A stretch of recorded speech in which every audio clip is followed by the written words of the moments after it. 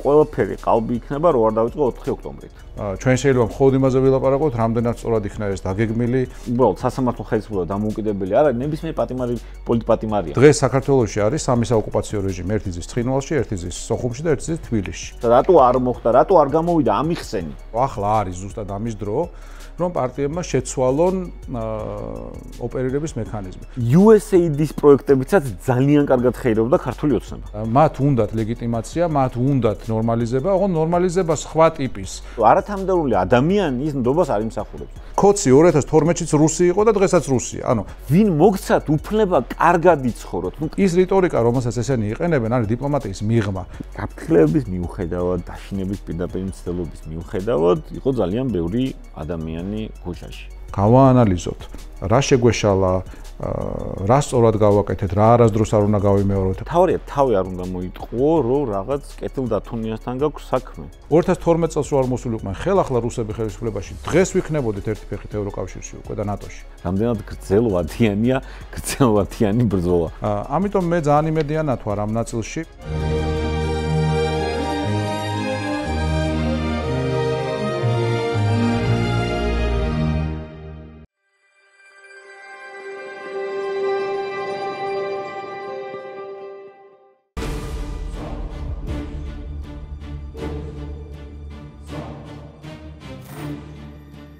გამარჯობა, ეთერშია გადაცემა აპოლიტიკური კოდი YouTube პლატფორმაზე მისმინე, გამოგვყევით YouTube-ზე, გამოიწერეთ ჩვენი არხი, ასევე Facebook-ზე, TikTok-ზე, Instagram-ზე. დღეს ჩვენი სტუმარი იქნება ზაზა ბიბილაშვილი, იურისტი, ჭავჭავაძის ცენტრის დამფუძნებელი. მადლობა სტუმრობისთვის ბატონო ზაზა, პირველ რიგში. და მადლობა რომ მომიწვია და ბატონობით არ გვინდა აქვე შევთანხმდეთ ხო? სტანდარტული ფრაზები. კი ბატონო, ზაზა, ანუ ყველაფერი ყალბი იქნება, რო არ დავიწყო 4 ოქტომბრით. რა? ხო, იმიტომ რომ ყველაზე მოდი ეს თქვა, ცხელი თემაა და ის თემა, რაც ლაპარაკობთ და რაც ბევრს აწყობს. ანუ შენი აზრით, რა მოხდა და შენი საქმე რას იტყოდი? რა? ამ ყველაფერს. ხო, ძალიან სრულიად ისე წარმართა მოულოდნელად მოდი ეს ვთქვა. ბილად, ჩემს ყოველში. კი ბატონო, ხო. პირველ რიგში მე მინდა დავიწყო იმით, რითიც ვცდილობ რომ დავიწყო ყველა ჩემი საუბარი ბოლო ხანებში, ეს არის მივესალმო ივანიშვილის რუსულ ციხეში მყოფ ადამიანებს განურჩევლად იმისა, მე მათ ვეთანხმებოდი თუ არა თავისუფლებაზე ყოფნისას. დღეს ისინი ყველანი არიან რუსული რეჟიმის პატიმრები, მათ შორის რა თქმა უნდა ისინი, რომლებიც გუშინ დააპატიმრეს, არ იცვლება ჩვენი საუბარი და ვიღაცების კრიტიკა და შენ არაფერს არ ცვლის. ვინაიდან თავარი არის ამოსავალი წერტილი. ამოსავალი წერტილი არის ისე თუ თანხმდებით იმაზე, რომ დღეს ამ ქვეყანას დაპატრონებულია რუსეთი, მაშინ ყველაფერი, რასაც ქართველი გააკეთებს იმისთვის, რომ ქვეყანა რუსებისგან დაიხსნას, არის ლეგიტიმური, მორალურად გამართლებული და სწორი. ჩვენ შეიძლება მხოლოდ იმაზე ვილაპარაკოთ, რამდენად სწორად იქნა ეს დაგეგმილი, გათვლილი, პრაგმატულად და ვთქვათ, დანახული შესაბამისი რისკების ჭრილში და ასე შემდეგ. ხო, ეს სხვა რაღაცა არის, მაგრამ თუ ჩვენ საუბრობთ იმაზე, რა არის კანონიერი და რა არის უკანონო, მაშინ თუ ვიტყვით, ვიღაცები ლაპარაკობენ, ხო, ახლა მათ შორის რამდენიმე ეგრეთ წოდებულ ოპოზიციას უთქვამს, ოპოზიციონერს უთქვამს, რომ ესო არ ვიციო, უკანონო ქმედებები იყო და გაგვიჭირდებაო, რომ ამათ პოლიტპატიმრები დაუძახოთო და რა ვიცი, მაშინ უკანონო იყო 1832 წლის შეთქმულება, უკანონო იყო 1924 წლის აჯანყება და ბევრი რამ კიდე, ხო? ანუ მაგრამ სინამდვილეში ჩვენ ერთი რამ უნდა გვახსოვდეს. ეს ქვეყანა დღეს არის ოკუპირებული რუსეთის მიერ. ამას ბევრი ჩვენგანი ვამბობთ უკვე დიდი ხანია და მიხარია რომ ეს პრაქტიკულად თავისთავად ცხად ჭეშმარიტებად იქცა. ანუ სამტკიცებელიც აღარ არის, ხო, ხა ტიპი უსინდისო თუ არა ხარ, ეს არის ფაქტი. ეს არის ასე. დღეს საქართველოში არის სამი საოკუპაციო რეჟიმი, ერთი ზის ცხინვალში, ერთი ზის სოხუმში და ერთი ზის თბილისში. და თუ შევამჩნევთ და მივაქცევთ ყურადღებას, ძალიან ხშირად სინქრონში აკეთებენ რაღაცეებს. ხო, მაგალითად ამას წინა ზურა ჯაფარიძემ ციხიდან მოიწერა, როცა გელა ხასაია დაიჭირეს, თქვა რომ ყოველ ჯერზე როცა გელა ხასაიას იჭერდნო წინაზე, ხო, აფხაზეთის საოკუპაციო რეჟიმის წარმომადგენლები მიდიოდნენ დედამისთან გალში და ეუბნებოდნენ რომ შემაშვილმა დააყენოს ერთი ადგილი და ყველაფერი კარგად იქნება რა. ანუ რაძალა ადგია. ანუ ერთ საქმეს ემსახურებიან თბილისში, ეგრეთ წოდებული ხელისუფალნი, ანუ რუსული რეჟიმის წარმომადგენლები და ისინი, ვისაც ჩვენ ვეძახით აფხაზეთის დე-ფაქტო მარიონეტულ თუ საოკუპაციო რეჟიმს. შესაბამისად ის თუ როგორ ჭრილში უნდა დავინახოთ 4 ოქტომბერი არის თავისთავად ცხადი, ხო? ყველა ქართველი ცდილობს, რომ ეს ქვეყანა გაათავისუფლოს საოკუპაციო მმართველობისგან. ამიტომ იყო იქ ძალიან ბევრი ადამიანი, ამიტომ არ იყო იქ ბევრი ადამიანი კიდე. ხო, ვიღაცებს ჰქონდათ მოლოდინი, რომ შეიძლება იქ რაღაცეები წასულიყო იმ სცენარით, რომელიც მათთვის ფიზიკურად იყო სავარაუდოდ საფრთხის შემცველი და ნუ ბევრმა იფიქრა, რომ ვაიმე შეიძლება ჯობს რომ გავეცალო იქაურობას. მაგრამ თლიანობაში იქ ვინც იყო იმ ადამიანებმა თავისად შინაგანად დასტური მისცეს ეგრეთ წოდებულ ანუ იმ აგრეთვე მშვიდობიან დამხობასაზე საუბრობდნენ, ხო? ანუ რაღაც მშვიდობიან რევოლუციას, ხავერდოვან რევოლუციას, რაც გვინდა დავარქვათ, ხო? როგორც ამისი წარმოჩენა ხდებოდა, იქ იმიტომ მივიდნენ, რომ ამაზე პოლიტიკურად ყველა იყო თანახმა. თანახმა იყო იმიტომ, რომ ცხადია, ჩვენი ქვეყნის მართლობა დღეს ხელში აქვს ჩაგდებული რეჟიმს, რომელიც ემსახურება მტრის ინტერესებს, ანუ ემსახურება რუსეთის ინტერესებს. დღეს ახლა ძალიან სასაცილოა დაალაგდნენ და ულოცავენ გამარჯვებას ჩეხეთში გამარჯვებულ კანდიდატს ბაბიშს და მის პარტიას. აი, ყაველა მიხეილ კობახიძე და ასე შემდეგ. რატო ულოცავენ? იმიტომ რომ არის მორიგი პრორუსი მართველი, რომელიც ამ შემთხვევაში აღწევს წარმატებას საარჩევნო ყუთიდან და პოპულისტი ვიდრე გაქანებული პრორუსი, ანუ კიდე გაუცრუდებათ მან იმედები, რომ ტრამპთან გაუცრუდათ, მაგრამ კაი, მოდი ახლა ჩვენ ამას დავუბრუნდეთ 4 ოქტომბრის თემას. იცი რა არის, ანუ ჩემთვის ყველაზე ვთქვათ გასაკრიტიკებელი რაც არის, მოდი ესე ვთქვათ, ხო, არის ის, რომ აბსოლუტურად ჩემი აზრით სული მომზადებლობა, არა კოორდინირებულობა და შემდეგ იყო რა. დამეთანხმები თუ არ დამეთანხმები, ეგეც ძალიან საინტერესოა. პირიქით მირჩევნია არ დამეთანხმო და მითხრა რატო არ დამეთანხმები, იმიტომ რომ მე როგორ უყურებთ სიტუაციას, სამწუხაროდ საბედნიეროდ ძალიან რეალისტი ტიპი ვარ, პირიქით პესიმიზმისკენ ვარ მიდრეკილი და გონია რომ იმ მდგომარეობაში როგორცშიც ჩვენ ვართ, ხო?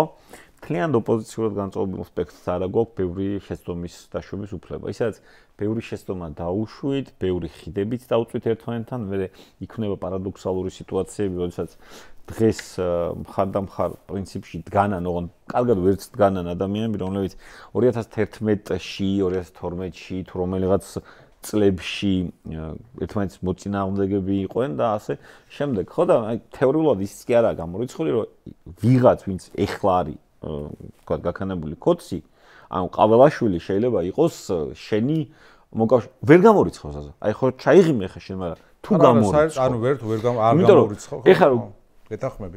კორკოტას ვიდეო მაქვს გაზიარებული 1-2 კვირის წინანდელი რა. ხო და რა ვიცი ხა მე და გია კორკოტაშვილი აშკარად სხვადასხვა პოზიციებზე ვიდექით რაღაც აკითხებდა წლების წინ, ხო? მაგრამ დღეს ხო ერთ იმაზე ვართ. და აქედან გამომდინარე რა, ან ჩემთვის ნებისმიერი ესეთი ფალსტარტი თუ ფუჭი რაღაცა მსელობა, რომელსაც უარესი შედეგი მოაქვს პრინციპში. ხო? ჩემთვის ეს არის აი ძალიან დიდი, როგორ გითხრა რა, შეცდომა, მოდი უპასუხისმგებლობა არ ვიცი, რა იყოს. ანუ შენ რომელიც როგორც ორგანიზატორს რაღაც მეტი მოგეთხოვება. ორგანიზატორს მართლა ყოველთვის მეტი მოეთხოვება. შენ მას სუფრაზე მომიწვევ თუ მიტინგზე მომიწვევ, შენ მიწვევ მე რა, პასუხისმგებლობაა შენი. გაიგე? და ამ პასუხისმგებლობას გაკისრებ მე არც ქვას გაყოლებ ზურგში, არც არაფერი. გაიგე? ხვდები, რომ ამ პირობებში თან, ოღონდ ამ პირობებში, როცა შენ ამბობ, რომ ზოგადად არათუ რეჟიმია, უბრალოდ სასამართლო ხელისუფლება დამოუკიდებელი არა, ნებისმიერ პატიმარი პოლიტპატიმარია, მაგაზეც არის, რაც უნდა ბრალდები დაგიჭირონ, თუკი სასამართლოს დამოუკიდებლობა დგას კითხვის ნიშნის ქვეშ და მისი ობიექტურობა იქ უკვე რაზეა საუბარი, მაგრამ ისევ და ისევ რა, ეს მიტინგი აი ყველაზე ნაკლებად ტოვებდა რამე ერთი თვის წინ თუ ორი თვის წინ ხდება დაგეგმარება ეგეთი შთაბეჭდილება. არ ვიცი, რატომ მოხდა ესე? ჩემზე შთაბეჭდილება დატოვა. ისევ და ისევ სიტყვებსაც ვაკვირდები. შთაბეჭდილება დატოვა ნიშნავს, რომ ვტოვები მის სივრცეს, რომ იქნებ ვწდები შთაბეჭდილება დატოვა, ხო? მაგრამ რავი. ხო, ხო, მე ამათი გამიჭირდება იმასთან, რაც შენ თქვი, უბრალოდ რაღაც დეტალები მინდა დავამატო. ხა რო გითხრა რომ ხა არ გეთანხმები და ორგანიზებული იყო, ნუ არასერიოზული იქნება, შეიძლება იყო ორგანიზებული, მაგრამ ვერ განხორციელდა. შეიძლება რაღაც იყო დაგეგმილი, მაგრამ ის არ გამოვიდა. ზუსტად ეს მიანიშნა მე როგორც მივხვდი მურთაზოდელავამ დაჭერის წინა ინტერვიუში, რომ რაღაცეები სხვანაირად იყო გათვლილი, ან ვიღაცეებს ენდოვისაც არ უნდა ნდობოდა. იგივე თქვა დაახლოებით პაატა ბურჭულაძემაც ცოტა ადრე დაჭერამდე მე მგონი მეორე თუ მესამე დრო გამოდიოდა უკვე რუსთაველზე. შესაბამისად ახლა მე არ მინდა მათ ვიმარჩიელო, თუმცა მოდი ასე ვთქვა, ანუ მეც მაქვს ეგ თვისება, რომელიც შენ თქვი, კერძოდ ის თვისება, რომ არ ვიტყვი რომ რეალისტი თუ რაც არის, ანუ სინამდვილეში ყოველთვის ვემზადები უარესი სცენარისთვის. ვინაიდან თუ გამოვა ყველაფერი კარგად, თუ ყველაფერი თუ ვასკულები ისე დაალაგდება და არავინ არ გვიღალატა და ყველაფერი ზუსტად ჩაციკციკებულად განხორციელდა, ხო ძალიან კარგი, მაგას აჯობია. მაგრამ აი თუ ჩავთვლით რომ არაფერი ისე არ გამოვიდა, მაშინ რა შვებით, ხო? ანუ სინამდვილეში ეს არის დაგეგმარება. მეორე მხრივ ახლა ძალიან უხერხულად გძნობ ამაზე როცა ვსაუბრობ თავს, ვინაიდან ეს ადამიანები დღეს არიან რუსულ ციხეში, რომ მათ თავი გაწირეს, აი ანუ ხო არის რაღაცა მოგიწვიეს კი ბატონო სუფრაზე, მაგრამ რა მოხდა ამაზე ვისაუბროთ კიდე, მაგრამ იმის გამო რომ ესე დასრულდა ეს ყველაფერი დღეს ესენი არიან ციხეში, საფუძვლიანად თუ უსაფუძვლოდ თუ საბაბიანად თუ უსაბაბოდ, ხო, მე მგონი ხა ბექა ბასილაი ამბობდა რომ პაატა მარჯგალაძის შემთხვევაში საერთოდ არაფერი არ არის, მგონი პაატა მარჯგალაძეს ინტერვიუც არ მიუწია და სიტყვითაც არ გამოცულა, მაგრამ მაინც ხო ლაშა ბერიძეც ძალიან მიყოს, მე ლაშას ვიცნობ წლებია სადაც სამინისტროდან და ვერცად ვერ ხვდები ვერანაირ კავშირს ბერიძის საერთოდ არ მინახავს. ხო, ანუ მაგრამ ეგ მაინც დეტალებია, ვინაიდან ანუ ახლა ესე რომ გამოიყვანოთ რა, ანუ გამოდის რომ ვიღაც სხვა მართლა, ხო, ანუ ეგრე არ გამომდის, ხო? არ მინდა რომ გამოვიდეს. ეს ადამიანები დღეს არიან ციხეში და ძალიან მართლა უხერხულად და არასწორია რა ჩვენგან ეხა რაიმე ფორმით ამაზე პროფესორულად მსჯელობა ერთს ვიტყვი კიდე რა მინდა დავასრულო რატომ ეს არის ქვეყანა სადაც არასდროს არავინ არ აიღო პოლიტიკური პასუხისმგებლობა. ანუ ვიღაც ტიპები იყვნენ, ვინც რა ვიცი 2016-ში მეეუნებოდა, 2018-ში მეეუნებოდა, 16-ში მეეუნებოდა, ახლა მეორე ტურებში თუ გავალთ, აი ყველაფერი მაგრა იქნება და რა ვიცი, შერჩა ბიძინა ივანიშვილის პოლიტიკური დევნა, არჩევნების მოპარვა, ანუ მაშინ უკვე იყო ეს ყველაფერი სახეზე იყო, მაგრამ ვიღაც სუბიექტური ინტერესით ესე მოხდა. ესე იყო 18-ში, 20-ში, 22-ში, ბევრი მსგავსება იყო, მაგრამ ყოველ ჯერზე ის ადამიანები, რომლებიც შენ ბჭყალებში სუფრაზე გეპატიჟებოდნენ ბოლო მომენტში ან რაღაც ძალიან ელეგანტურად გაიწეოდა სურათიდან, ან ისე მოხდებოდა, რომ რაღაცა შემოგიგდებდნენ სატყუარას და იმაზე გალაპარაკებდნენ და ამასობაში დაგავიწყდებოდა ვინ მოგიწვია სუფრასთან და ასე შემდეგ, ხო? 100 ატარეს წლიდან წლამდე, ზოგს საბიუჯეტო დაფინანსება ჰქონდა, ზოგს ის ჰქონდა, ზოგს ეს ჰქონდა, მაგრამ ფაქტია, რომ რაღაც ხერი ყველას ჰქონდა, არასდროს არავის პასუხი არ უგია. კი ბატონო. და დღეს არიან ეს ადამიანები, რომლებსაც თავისთავად გაწირეს ფაქტიურად, ხო, მეც გონია, რომ რაღაც ალბათ სხვანაირად უნდა ყოფილიყო დაგეგმილი, მაგრამ ვიმეორებ, აი ამის თქმაც მიჭირს, იმიტომ რომ ისინი დღეს ციხეში არიან. ხო, და მათ მისცეს თავგანწირვის მაგალითი საქართველოს, როგორ უნდა ცადო ყოველ შემთხვევაში.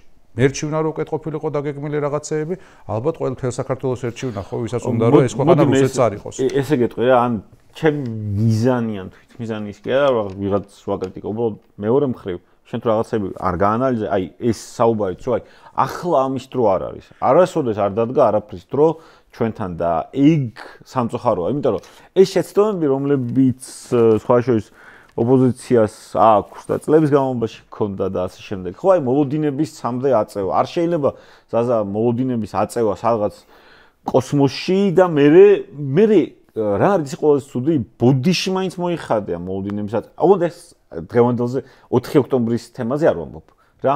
იქაც იყო მოლოდინების უსაზღვრო დაწევა, მაგრამ ზოგადად წლების განმავლობაში ჩვენს ოპოზიციას 2012 წლის მერე აი წითელ ხაზად გასდევს, რომ რაღაც მოლოდინებს აწევენ და მერე მაგალითად ერთ დღეს გეუბნებიან, რომ თავს შევაკლავ და მეორე დღეს გამოდიან და გეუბნებიან, რომ აი ახლა ასე უნდა გავაკეთოთ და დაგავიწყოთ. არც კი გიხსნიან, რატო ვერ მოხდა რაღაცა, რატო არ მოხდა, რატო არ გამოვიდა ამიხსენი. რა?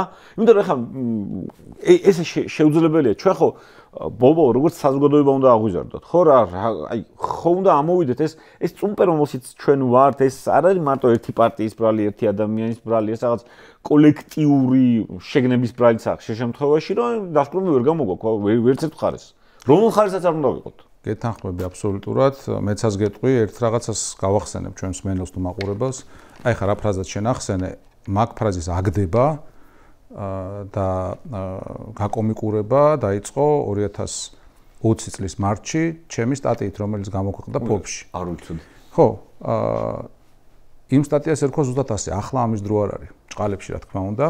და ის სტატია იყო იმაზე, როგორც ცდილობს, მაშინ ხალხ საზოგადოებამ ასე კარგად არის ცოტა ეს ტერმინი deep state თუ რეალურად ვიღაც ჩამყაყებული ფიგურები თუ კონიუნქტურა, როგორც ცდილობს საკუთარი თავის შენარჩუნებას და გადარჩენას იმით, რომ გეუბნება, რომ ახლა ამის დრო არ არის ძმაო.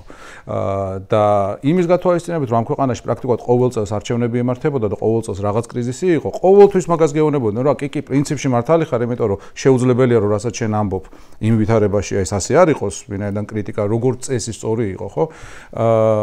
კრიტიკა კაი გაგებით, ეს არ არის რაღაც ჩხიკინი, ეს არის ასე კი არა, ასე გავაკეთოთ, ხო? რაღაც კონკრეტული ზოგადად ესეც სასწაული გვაქვს, რომ კრიტიკა ყოველთვის კარგი გაგებითაა, თუ გაგინებს ვინმე, ეგაა ცუდი გაგებით, თუ გაკრიტიკებ, მოყვარია. გაკრიტიკებაში და რას გულისხმობ, იცი, რომ ძალიან ხშირად იტყვიან, რომ აი კრიტიკა ადვილია ძმაო, მაგრამ ეუბნები, რომ იმას კი არ გეუბნები, რომ აი ეს არ ხნა და ცუდია, ეუბნები, რომ ეს კი არა, ეს არის სწორი გზა, ხო? მაგრამ ყოველთვის გაჩვენებდნენ იმით, რომ ახლა ამის დრო არ არის. და მეორე კლიშე ასევე, რომელიც მაგას მოსდევდა, იყო ახლა ასეა საჭირო. ეგეც წყალებში, ხო? ვინ დაადგინა, რომ ასეა საჭირო, რატომ არის საჭირო? როდის იქნება ახლა ამის დრო, როდის მოვა ეგ დრო, ხო? არასდროს არ დგებოდა და სინამდვილეში ეგ კლიშეები იყო რაღაც არჩევნებიდან არჩევნებამდე გადაგორების საუკეთესო საშუალება, ხო? როგორც წესი ხდებოდა არჩევნების გაყალბება, ვიღაცები შევიდოდნენ პარლამენტში, ვიღაცები დაითრევდნენ პრივილეგიებს, მერე რაღაც 2-3 თვიანი კრიზისი ან კრიზისის იმიტაცია იქმნებოდა და მერე ყველას ავიწყდებოდა ყველაფერი, იმიტომ რომ რაღაც ხელისუფლება ოპოზიციის ხან წაყრუებით თუ გვერდზე გახვედებით რაღაც ახალ დრამას შემოგთავაზებდა ხოლმე სანახაობას და ამასობაში მოვიდოდა შემდეგ გაზაფხული და ახლა ამის დრო აღარ იყო ისევ. ხო და აბსოლუტურად გეთანხმები, ანუ მან საკამათოს არათუ არაფერი, არამედ ვიმეორებ აი მაგ ფრაზის აგდების ავანგარდში ვიყავი და შეგიძლია წაიკითხო ის სტატია. ის სტატია სხვადასხვა შეეხებოდა შიდაპარტიულ დემოკრატიას. ანუ იმ სტატიით დაიწყო ჭავჭავაძის ცენტრმა მაშინ შიდაპარტიული დემოკრატიის პროექტზე მუშაობა და შიდაპარტიული დემოკრატიის თემა რა არის? საქართველოში პრაქტიკულად ყველა პარტია იმართება როგორც შპს. ხო, შპს რომელსაც დირექტორი, ან ერთი დამფუძნებელი და ერთი დირექტორი, ან ორი დამფუძნებელი, ან სამი მაქსიმუმ, რა ვიცი, შინაურები ვართ დამფუძნებლები და დანარჩენები არიან აი ესე ვერტიკალში. და პარტიები ეგრე არ იმართება. ანუ პარტიული სტრუქტურა, პარტიული სიცოცხლე, პარტიული ორგანიზმი ეგრე არ ფუნქციონირებს. შესაბამისად, ჩვენ ვხედავდით წლიდან წლამდე იმ რეალობას, როდესაც იყო ეს უზარმაზარი უფსკრული ამ მომრჩეველსა და პარტიებს შორის. ხო, თითქოს არჩევნებზე რაღაც შედეგებს დებდნენ ეს პარტიები, მაგრამ არჩევნებიდან არჩევნებამდე მე ტარდებოდა რაღაც კვლევები და 2/3 დაახლოებით 2/3 გეუბნებოდა, რომ არც ერთი პარტია არ წარმოადგენს ჩემ ინტერესებს. არც ერთი პარტია არ საუბრობს იმაზე, რაც მე მადარდებს. ხო და რატო იყო ეს? იმიტომ რომ პარტიები ამორჩეველს უყურებდნენ როგორც რაღაცნაირ ნახირს ბოდიში, მაგრამ ესე უყურებდნენ, რომ როცა გეტყვი მიდი და შემოხაზა ისა თუ ის ნომერი, მე როცა გეტყვი გამოდი და გააპროტესტე, მე როცა გეტყვი შედი ახლა სახლში და დაელოდე, კიდე როცა დაგიძახებ და არ არის ეგრე ბატონებო, ხო? ანუ ნებისმიერ ცივილიზებულ დემოკრატიულ ქვეყანაში თუ გვინდა რომ ასეთი იყოს ჩვენიც, მათ შორის ასე უნდა იყოს, პარტია წარმოადგენს რაღაც ინტერეს ჯგუფებს, ხო, რაღაც სოციალურ ფენას, ანუ ვიღაცას წარმოადგენენ, იმიტომ კი არა რაღაც ლოზუნგს ისვრი და იმ ლოზუნგზე ვიღაც სიტუაციურად გამოყვება, ანუ ვიღაცას წარმოადგენენ, ხო, რაღაც აი კონკრეტულად სხვა ქვეყნებში რაღაც მემარჯვენე ცენტრისტები, სოციალისტები, რაღაც ფერმერები, ანუ აი სხვადასხვა ინტერეს ჯგუფების გამომხატველი, რაღაც ქალაქში მაცხოვრებელთა საშუალო კლასი, ხო, აი შესაბამისად, ან ახალგაზრდული პარტია, რომელსაც რაღაც სტუდენტური თემების მიმართ აქვს დაინტერესება და აქ მითხარი რომელი პარტია მუშაობს ეგრე? არც ერთი, ხო? და აი ეს, რაზეც ახლა ვსაუბრობ, იყო იმ ჩვენი პროექტის ასე ვთქვათ, პირველი მერცხალი, საიდანაც ითქვა, რომ ახლა არის ზუსტად ამის დრო, რომ პარტიებმა შეცვალონ ოპერირების მექანიზმი. რაც მიხარი არის ის, რომ მას მერე 5 წელიწად ნახევარი გავიდა მას მერე, ეს ტერმინი გაჩნდა, ანუ დაინერგა საზოგადოებრივ ცხოვრება შიდაპარტიული დემოკრატია, კი ბატონო, გაიგებ ამას. მეორეა, რომ ამას პრაქტიკულად არავინ არ ამ გადაცემას თუ მოусვანს ერთი ქალბატონი დაგცხებს მე. შეიძლება არ დაგცხო. არა, დამწოდა, ანუ იქ თავისივე ხალხმა გააჩუმა ეგ, იმიტომ რომ დოკუმენტურად დასტურდება, ვინ დაიწყო ეს თემა და ასევე ღმერთმა ხა თავს არა გაუყადრებ არავის, მაგრამ ვიმეორებ, რა ვიცი, ხა მე შემიძლია ნებისმიერ ადამიანს, რომელიც ამ თემაზე ლაპარაკობს, დოკუმენტურად და კონკრეტული თემებით ვანახო რაღაც შენ ახლა 2014-ში ან 16-ში თუ ასე ამბობდი და მაშინ ისე გაწყობდა და დღეს ასე გაწყობს, ანუ ეგ არის ჩემთვის თავარი პრობლემა, ხო? კონცეფციის შემთხვევაში და სხვა შემთხვევაში. ლირიული გადახოვისთვის გავაგრძელოთ უბრალოდ, ხო?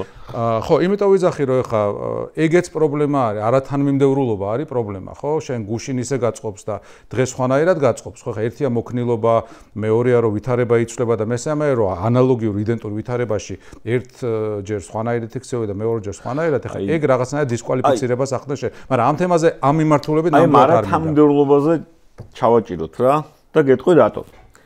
ჩემს ყველაზე დიდი პრობლემა მართლა არის არათანმიმდევრულობა. არათანმიმდევრულობა უდრის უპრინციპულობას. თუ ვინმე ნახავს რომ მე რაც დამიწერიან მithქვამს იმასთან მოვდივარ ჩემივე სიტყვებით თუ საქციელი წინააღმდეგობაში აუცილებლად მიმითითოს და თუ კი მე იმას დასაბუთებულად ვერ ავხსნი, ყველა ამ ადამიანს რავი მოუწოდება რა დამგმოს და ასე შემდეგ რა. ნუ რასოდეს ნუ ღარ მენდობა რა. იმიტომ რომ არათანმიმდევრული ადამიანი ის ნდობას არ იმსახურებს. და ჩვენი პოლიტიკური სპექტრი ყველაფერია გარდა თანმიმდევრულობის. ეხლა მაგათაც გეტყვი, რომ თვითმმართველობის არჩევნების თემა ხო იყო, ნუ გახარია და ლელო, ხო? მოკლედ გარდა იმისა, რომ ძალიან ცუდი იყო ის, რომ ეს ოპოზიციური სპექტრი ხო ვერაფრით ვერ გაერთიანდა და ვერ რაღაც შეჯერდა იმაზე, ვინ უფრო დიდი იმპერია ერთმანეთი თუ ბატონი ბიძინა. რა არის იცი? აი არ ეთანხმები, რომ ეს ხალხი შევიდა ადგილობრივ თვითმმართველობის არჩევნებში. მე დაიწყო აი ჩვეულებრივ, რაც არის მოღალატეები, აგენტები, ის, მაგრამ ყველაზე ცუდი მე გეტყვი რა არის. აი რაში იქნება არათანმიმდევრულობა. თუ ყვანი აღმოჩნდება, ეგეც აი გავა თვეები შეიძლება წელიწადი გავიდეს და მე თავად გავიხსენებ და ამოვიღოთ მე ეს. რაღაც ხნის მერე ძალიან ადვილად შეიძლება ერთად დასხდნენ, ეს ხალხი რომელმაც ერთმანეთს კი არა, ერთი ნაწილი რომელმაც მეორეს მოღალატეები უძახა და ასე შემდეგ და ასე შემდეგ და რაღაც ერთი მიზნისთვის იბრძოლა. ანუ რა გრჯის რო ჯერ მოღალატე უძახო, ან მე მოღალატესთან დაждდა. ოდეს ერთი მაგალითია, რომელიც ეხლა გამახსენდა, თორე ამის უამრავი მაგალითი ალბათ შენ უკეთეს მაგალითები შეიძლება გაიხსენო. ანუ რატო ვიქცევით ესე და მე ზუსტად აი რაც შენ თქვი, რომ მოსახლეობა უფრო ისეთი ყურადღებიანი იყოს და უფრო ყურადღებით ეკიდებოდეს იმ სიტყვებს, რომელიც პარტიულმა ლიდერმა როდესღაც თქვა და ასე შემდეგ. ძალიან ცუდ დღეში იქნებოდა პარტიის რეიტინგები, არა მარტო ქართული ოცნების, იმიტომ რომ არასოდეს თავიანთი სიტყვის ერთგულები ხშირ შემთხვევაში არიან. და ამას უკავშირდება მოსახლეობის გარკვეული ნაწილის ნიჰილიზმიც, რა, მოდი ესე. ხო, ხანდახან მგონია ხოლმე, რომ ეგეც შემოგდებულია მეორე მხრიდან, ანუ რუსული სპეცსამსახურების მხრიდან, რომლის განუყოფელი ნაწილი არის ივანიშვილის რეჟიმის სპეცსამსახურები, რომ ისეთი ტიპები გააფეისოს, რომლებიც არიან მორალურად და პოლიტიკურად ბანკროტები და კომპრომეტირებულები, ხო? ანუ ადამიანი 9-ჯერ რო შეცვლი პოზიციას, მე იმით манипуლირებაც არ გჭირდება, ხო? უბრალოდ, ну, იმდენად უვნებელია და უსაფრთხოა მისი პოლიტიკური განცხადებები, რომ შეგიძლია პირიქით თქვა, რომ აი მირჩევნია ესეთი ტიპი მყავდეს კონკურენტად, ხო, რომელიც გუშინ ამას ამბობდა, გუშინ წინ ამას ამბობდა, დღეს გადათქვა, მე გავქარდავ მისივე ნათქვამებს, დავაჯენ მისივე ოპონენტებთან და ვიტყვი, რომ აძმავ, აი, ხო? და ძალიან ძნელი იქნება რამის საპირისპირო თქმა. იგივე ამ ხა სახელდაგვარებს მოვერიდები, ან შეიძლება არც უნდა მოვერიდო, მაგრამ რატო ვიძახი, იცი, რომ აი არიან ადამიანები, რომლებიც აი რაღაც ხა ერთი ტიპი იყო გამახსენდა, იმიტომ რომ ამას ნახე ეთერებში გუშინ წინ. 2012-ში იძახდა, რომ მარჯვენად თუ შემოხაზაო, დაგილყებაო, მარცხენად თუ შემოხაზაო, განგრენად თუ რაღაც მოკლედ რა და მე რამდენიმე წლის წინ მომესმა ამავე ადამიანის ხმა ერთ-ერთი ოპოზიციური არხის ეთერიდან, რომელიც ამბობს, რომ კაცო, ვინ არიანო ეს ხოცებიო, საიდან მოვიდნენ, სად დაიბადნენ, სად გაიზარდნენო, როგორ მოვიდნენ, ხო და იცი რა, ახლა მე არა ვარ ისეთი ადამიანი, რომ აი დავგმო და თითით საჩვენებელი გავხადო ვიღაც, ანუ კი არ ვიძახი, რომ ადამიანის პოზიციაში ცვლილების უფლება არ აქვს, მაგრამ ერთხელ მაინც ამიხსენი, რომ აი მე მაშინ ისე რომ ვამბობდი და დღეს ასე რომ ვამბობ, აი ჩემში ეს პროცესი განვითარდა, ხო? რაღაცა დავინახე, რაღაცა გადავიაზრე, რაღაცას მივხვდი და დღეს შესაბამისად ამ პოზიციაზე ვარ. რა ვიცი, პირადად ჩემთვის კოცი 2012-შიც რუსი იყო და დღესაც რუსია. ანუ კოც გულისხმობ ბიძინა ივანიშვილი და ყველა ვინც მის ინტერესებს იზიარებს და ახორციელებს, ხო? რუსეთი იყო ეს, ანუ დიდ სურათში შეიძლება ვიღაცა არ იყო, ხო, ვიღაც საშუალო რანგის ჩინოვნიკი, ზოგი შეიძლება ზედა რანგის ჩინოვნიკიც არ იყო. მაგრამ იმას არავინ არაფერს არ ეკითხებოდა, ხო? რა მომენტში ზალასანიან ბოდიშ და მოქმედება კი არ აქვე, როგორ არის კეცბაიას იმაში, მოძრაობა გააკეთა, ხო? მოძრაობა გამიკეთა. ხო, რა მომენტში პირობითად აღასანია მოძრაობა გააკეთა, იმ მომენტში აღმოჩნდა რომ აღარ სადაღარ არის, ხო? ხო და ამ დროს რა ხდება? ამ დროს ვიღაცებს შევეუბნები რომ კაცი წავიდა, გადადგა, იმიტომ რომ ამბობს რომ კურსი იცვლება. ამ დროს ვიღაც შემოდის არ გავჩერდები ასეთების კეთილსინდისიერებას და კეთყვის რომ როგორ ძმაო მე აი ხიდაშელი მოვიდა და ხიდაშელი იყო აბა ესა რა ქვია პრორუსი და რა ვიცი ხიდაშელი რომელიც მაშინას და მეც მებრძოდა მაინც მომიწია სახელების და გვარების დასახელება ხო დღეს კონგრესში გამოდის და ამბობს რომ ბიძინა რუსიაო და ნუ აბსურდია აბა რა არის ხო და აბსურდი რა არის იცი ადამიანები რომლებიც არამხოლოდ ის რომ ვიღაც არის არაპრინციპული თუ არათანმიმდევრული თუ მერკანტილური თუ საკუთარი სუბიექტური ინტერესებით მოტივირებული აბსურდი ის არის რომ ეს ადამიანები მუდმივად სხვას ასწავლიან ჭკუას. გულისხმობ იმას, რომ თუ ჩვენ ქვეყნის ინტერესი გვაქვს, ხო, აი წარმოიდგინე პატარა მაგალითი, რომ დაუშვათ ოჯახი მიყავს სადღაც მანქანით. და რა ვიცი, გაიარე 1 კილომეტრი, 2, 10 კილომეტრი, იქ რაღაც ხეს დაეჯაქე, იქ რაღაცას გამოსდე ბარძურს, იქ აღმოჩნდა რომ რაღაც არ გამოგიძინია და ცოტა გაკიმარებს და გეძინება, ხო?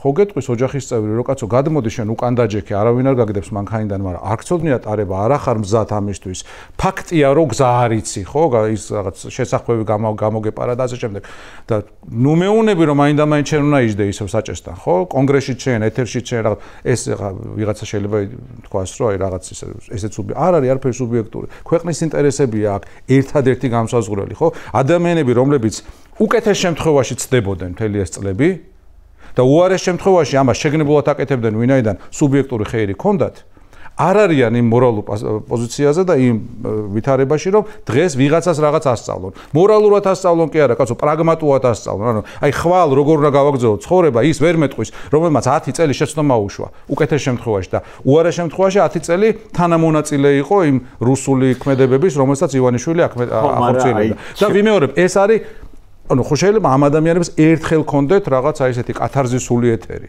მოყვნენ, მქონია 1-2 სხვათა შორის. რომ აი ეს მოხდა და რაღაც ასეთებს ორმაგი პატივისცემით ვეპყრობი, რა ვიცი, ირაკლი ტაბლიაშვილი მაგალითად, რომელიც დაჯდა, მოყვა თავისი ისტორია, არაერთგზის. საკმაოდ დეტალურად, ხო, აი როგორ მივიდა, სად მივიდა, რატომ მივიდა და შემდგომ რა შეიცვალა. ჩემი პატივისცემა მას და რა ვიცი, კიდე არის რამდენიმე ადამიანი, ვინც ეს ასე გააკეთა და აბსოლუტურად უხინჯოა ჩემი ურთიერთობა და ჩემნაირების ურთიერთობა და თანამებრძოლობა და თანამოაზრეობა ასეთი ადამიანების მიმართ, მაგრამ არა ის, რომელიც გუშინაც სუბიექტურად იყო მოტივირებული და დღესაც სუბიექტურად არის მოტივირებული. ეს სხვა. ხო, მაგრამ აი შენ მაგალითად ამბობ რომ აი 10 წელი 12 წლიდან 12 წლიდან საქართველოს დამოუკიდებელი საქართველოს ისტორია 34 წლის განმავლობაში შეიძლება შენ ახლა გაიხსენო რამდენიმე პოლიტიკოსი რომელიც 34 წელიწადია ქართულ პოლიტიკაში ტივტივებს და აი ნუ მე ისევ და ისევ ან ჩვენ პრობლემებს აი 90-იანებიდან მოყოლებული ერთიან ჭრილში ვხედავ უკვე რა რო უყურებ ეხა აი თუნდაც ეს ბოლდროინდელი დღეს შემხვდა გავგიშდი რა ვიღაც ქალბატონი ამტკიცებდა თურმე არ ვიცოდი მე არ შემხედრია სოციალური ქსელები მოქმედებენ რაღაც საკუთარი ალგორითმი აქვს და თუ რაღაცის ბაბლში არ ახარ შეიძლება აქცდეს რა და მოკლედ ვრცელდებოდა სკრინი Facebook-ზე რომ 8840 პოლიციას თურმე დაუწერია პატაკი და აი რაზე ვგიჟდები იცი რომ აი ეს როგორ უნდა დაინჯერო ვინმე ვიღაცამ შეიძლება დაწეროს ეს კი ბატონო 8840-მა პოლიციამ დაწეროს პატაკი ხო ანუ აი გეკა გელაძე იქნება სადაც აეროპორტს გაცდენილი ხო სიტყვაზე ხა ესე დებილები ხო არ არიან ანუ მეორე მხარესაც ხო ანუ როგორ შეიძლება 8840 პოლიციელს და 600 სპეცრაზმოს კონდეს პატაკი დაწერილი და ამის შესახებ რომელიღაც ჯგუფში იგებდეს სკრინებით ნუ აი პატარა ქვეყანა ვართ ამას გაიგებ როგორმე ხო კატასტროფულად დიდი რიცხვი პირადი შემოგვიმ შეიძლება მე-13 იყოს ან 9 იყოს ზუსტად არ ვიცი მაგრამ გადამოწმებადია მაგრამ აი ეს აი არ ვიცი გულუბრყვილობა ეს სურვილი რომ ის ყველი რომელიც მხოლოდ უფასო სათაგურშია ის გამოიღო ანუ დღემდე ესე იგი ჩვენი ხალხი ორივე მხარეს დგომი გამოირჩევა უკიდურესი მიამიტობით და გულუბრყვილობით და ეს მაინც სოციუმის პრობლემაა რა ეხა კიდე შენ ყურადღებას მივაპყრობ შეიძლება მანამდეც მიაქცია ყურადღება ეს ფეროჰოლდინგი იყო რა დიდი საქმეა ეხა გამსკდარი ანუ ჩვეულებრივი რაღაც პირამიდის სქემა იყო დღემდე მოქმედებს პირამიდის სქემებით ან აი რავი, მე ჯეროდა რომ უკვე გადავიტანეთ, მოვიხადეთ ეს სახადივით, რომ ხალხი აღარ ენდობოდა რაღაც ახალ პირამიდულ. ნუ ხა სასამართლოშია დავა ამის შესახებ, ყველაფერი მიუთითებს, რომ პირამიდული სქემა. ანუ მოსახლეობაც ძალიან ესე ვთქვათ, გულუბრყვილოა და ძალიან ერთ და იგივე შესწავლებს უშვებს. ერთ და იგივე რუსულადაა გრაბლი наступае, ხო? ანუ ერთ და იგივე იმას ფოცხზე ვაბიჯებთ, ხო? ხშირ შემთხვევაში. და კიდე აი რაც მინდა თქვა, რომ ეს ამდენი იმედგაცრუება იცი კიდე რას იწვევს ჩემი აზრით, რომ ეს ნათქვამია, რომ 7ჯერ გაზომე და ერთხელ მოჭერი, რა. მაგრამ ამდენი იმედგაცრუება იწვევს იმას, რომ ადამიანმა შეიძლება 77ჯერ გაზომოს და 777ჯერ და აღარასოდეს აღარ მოჭრას, რა, იმიტომ რომ რაღაც რავი რაღაცას დაუჭირე მხარი, იმედები გაგიცრუდა, მე მეორე რაღაც იმედი გქონდა, იმედები გაგიცრუდა, ეს მუდმივი იმედების გაცრუებაც ცუდად მოქმედებს. და ახლა ეს სპილოს გამოწვნა როგორც ხდება ცირკში რა, გაჩვევენ იმას, რომ აი რაღაცაში წარუმატებელი ხარ, რაღაცას ვერ აღწევ და ნუ მე აღარ ცდილობ რა. რავი, მე ამაში ძალიან დიდ პრობლემას ვხედავ რა სიმართლე. ხო, სხვათაშორის რამდენიმე წლის წინ, არ მახსოვს 3-4 წლის წინ ჩატარდა კვლევა დეზინფორმაციის მიმართ მედეგობის თვალსაზრისით რა ვითარებაა ევროპაში. და ყველაზე უფრო მედეგი, ანუ ყველაზე უფრო მყარი რუსული დეზინფორმაციის წინააღმდეგ ბრძოლაში თუ გაძლებაში იყო ფინეთი. რომელიც მსოფლიოში პირველ ადგილზეა ასევე განათლების სისტემის ხარისხითა და დონით, ხო? და ანუ ბოლო ქვეყანა ამ ყველა გაზომილ შორის არ გაგვირდება და იყო საქართველო. ანუ ჩვენთან ყველაფერი ხარობს, ნებისმიერი ჭორი, ნებისმიერი იდიოტიზმი, ნებისმიერი ესეთი რაღაც ბინძური შემოგდებული თემა, რომელსაც წესით არ უნდა ვიჯერებდეთ, ყველაფერი პოულობს ნოყიერ ნიადაგს და ეს ახალი არ არის სამწუხაროდ. ანუ მე მახსოვს ჩემ ბავშვობაში როგორ მასწავლიდა მშობლები, ჩემი რაღაც მეგობრების მშობლები სკოლაში როგორ იყო საუბარი, ჯერ იმაზე იყო საუბარი, როგორ უნდა გვეკითხა სტრიქონებს შორის, ხო, აი საბჭოთა პროპაგანდა როგორ უნდა გაგვეშიფრა. და სტრიქონებს შორის კითხვა ერქვა ამას, ხო, აი რაღაც კომუნისტი, გაზეთი კომუნისტი რო წერდა, რომ რაღაც მთვრალი მომიტინგეები თავს დაესხნენ საბჭოთა მილიციონერებს, უნდა გწოდნოდა, რომ სინამდვილეში ქართველი სტუდენტები ითხოვენ საქართველოს დამოუკიდებლობას. ანუ საპირისპირო რაღაცას ნიშნავდა. და რაღაც რუსული საბჭოთა მილიცია ცდილობს მათ ჩახშობას. ანუ საპირისპირო იყო, აი იგივე ხდება დღეს, ხო? ინტერნაციონალური ძალების შეყვანა. ხო, რაც იყო ავღანეთის დაპყრობის სპეცოპერაცია სინამდვილეში. მერე იყო უკვე კგბ-ს მეთოდები, რაც დღეს დაიხვეწა სოციალური ქსელების პირობებში. კგბ-ს მეთოდი ესეთი იყო ერთ-ერთი, რომ აი დასვამდნენ ორ ადამიანს რომელიმე ტროლებუსის ან ავტობუსის ხაზზე, უკანა რიგებში და ეს ორი ადამიანი მთელი დღე დადიოდა ამ ტროლებუსის ან ავტობუსის ხაზზე და რაღაცას ხმამაღლა ლაპარაკობდა, აი რაღაც ჭორს ავრცელებდა ასე. და ეს ჭორი ვრცელდებოდა. ხო, დღეს ამას აღარ ჭირდება ორი ადამიანის დასმა, დღეს საკმარისია რომ რამდენიმე fake account-ი შექმნა და ასეთი ასეულობით და ათასობით აქვს რუსულ რეჟიმს და ამათი მეშვეობით გაავრცელო ესეთი ნარატივები, ხო და ნუ როცა საუბრობენ მათ შორის აი ოცნების ამომრჩეველზე ბრძოლებში, სულ უნდა გავითვალისწინოთ, რომ ოცნების ამომრჩეველი შეიძლება ბრძოლებში ამომრჩეველი შეიძლება დავყოთ ორ ნაწილად. ერთი, რომელიც სუბიექტურად არის თანამონაწილე იმ დანაშაულის, რომელიც ჩაიდინა რეჟიმმა, რომ საქართველოს ესე ლანგარზე მიჰგვარა რუსეთს და მეორე, რომელიც უბრალოდ არის აი ამ პროპაგანდის მსხვერპლი.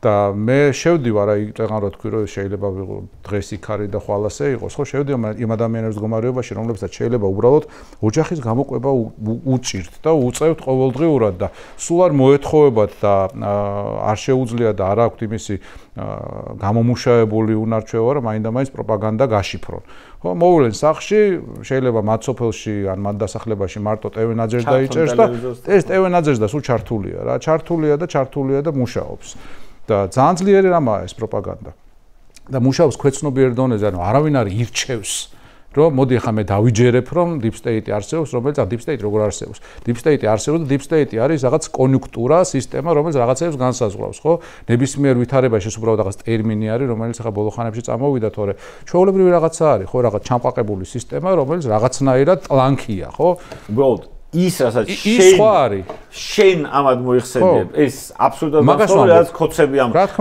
ამბობენ რომ BlackRock-ი და Vanguard-ი რომელსაც აქ აყიდინეს უფლებამის ეს ყოველ შემთხვევაში TBC-ის და საქართველოს ბანკის წილების ყიდვის ესენი არიან deep state და კიდევ ვიღაც ორი ჭიჭიკო რომელიც სადღაც ზის. ოღონდ ყოვლის შემძლეა, მაგრამ ამათ ვერ ერევა. ესენ ჯიგრები არიან, ამათ ვერ მოერევი შანსი არის. ხო, ამიტომ ბრო ეს ადამიანები რომლებიც ჩვენი აზრით რო ვიძახით ბევრი ამბობს ხო, რა ოცნების ამორჩეველი, ანუ უნდა შევიდეთ მათ მდგომარეობაში ესენი არიან ჩვეულებრივად იმედის პოზიტივის და კიდე რამდენიმე ამ პროპაგანდისტული არხის მიერ დატყვევებული, მენტალურად დატყვევებული ადამიანები. ეხლა რუსეთში რო ამბობენ რომ პუტინი იგებს არჩევნებს, ეხლა რუსეთში 25 წელია ჩახშობილია ნებისმიერი თავისუფალი სიტყვა, ხო? ზოგი მოკლეს, ზოგს ტელევიზია წაართვეს თავი, აქედან დაიწყო ხო პუტინის ეს დიქტატორული მართლობა, აქედან და ნუ შენობების აფეთქებით, რომელსაც მე NTV და შენობების აფეთქება, გუსინსკის და კი ბატონო, ანუ მან ძალიან კარგად იცოდა რაზე დგას ნებისმიერი ძალაუფლება. განა KGB არ ყავდა, განა ჯარი არ ყავდა, მაგრამ დაიწყო ტვინების გამორეცხვის ოპერაციით, ხო, დაიწყო NTV-ს დაუფლებით.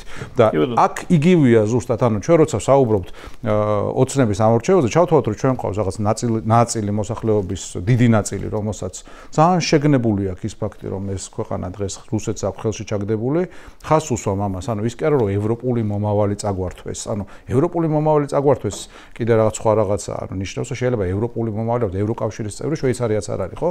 ანუ შეიძლება თქვან ვიღაცეებმა და იტყვიან დარწმუნებული ვარ, ამასაც იტყვიან, ხო? დიდი ამბავი შვეიცარიაც არ არისო.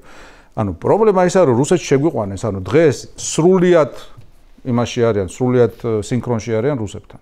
ერთადერთი სახელმწიფო, რომელიც ამათ აქებს არის რუსეთი. ხო, ბოდიში ან ტექნიკურად რო არ ჩამეთვალოს შეცდომაში, ორბანმაც აქო ამას წინათ. ორბანმაც აქო რამდენიმე დღის წინ ესეც არ დაუვიწყოთ მათ. ხო და ეს ვითარებაა და შესაბამისად ახლა იმაზე საუბარი რომ ეს ისევე განვმარტოთ, როგორც ნებისმიერ დემოკრატიულ ქვეყანაში იქნებოდა არჩევნები, ხო? ასე არ არის. აი, როგორც იქნა ევროპამ დაასკვნა, რომ მაგალითად რუმინეთში რაც მოხდა, ის იყო რუსული ჩარევა. ანუ შეიძლება ადამიანი მიდიოდეს, მაგრამ მასზე ზემოქმედებდეს ისეთი ფაქტორები, რომლებიც ჩარევად კვალიფიცირდება. ხო, ჩვენ როცა ამას ვამბობთ 2012 წელს, რომ ბედუკაძე და რაფალიანცი იყო არჩევნებში ჩარევა, ვიღაცებს არ უნდათ ამის დაჯერება. პირდაპირ იყო TikTok-ის ალგორითმის ძალიან უცნაური არა სტანდარტული ქცევა და ნუ მე იქ რუსული ფული და ამავე გამოჩნდა, მაგრამ ეხლა რუსეთზე და ევროკავშირზე რო გადავიდეთ ცოტა ხნით რა, ანუ პირველი რა რაც შეეხება რუსეთს ყველაზე სამწუხარო ის არის რომ ის რუსეთი რომელიც აქ შეიქმნება თუ ამათ მიეცათ ბოლომდე გაჯაზების საშუალება მოდი ასე ვთქვათ ეს არ იქნება მოსკოვის რუსეთი ეს უარესი რუსეთი იქნება რა ან შეიძლება გროზნოთ კი არ იყოს რა რაღაც არ ვიცი ხასავი პირობითად ვამბობ ხა მაგრამ აქ მეორე მომენტია ევროპის ქცევა ევროპის ქცევა ყოველთვის იყო პრობლემური ანუ პრობლემური იყო ის რომ ევროპამ არასოდეს თვალი არ გაუსწორა რეალობას რა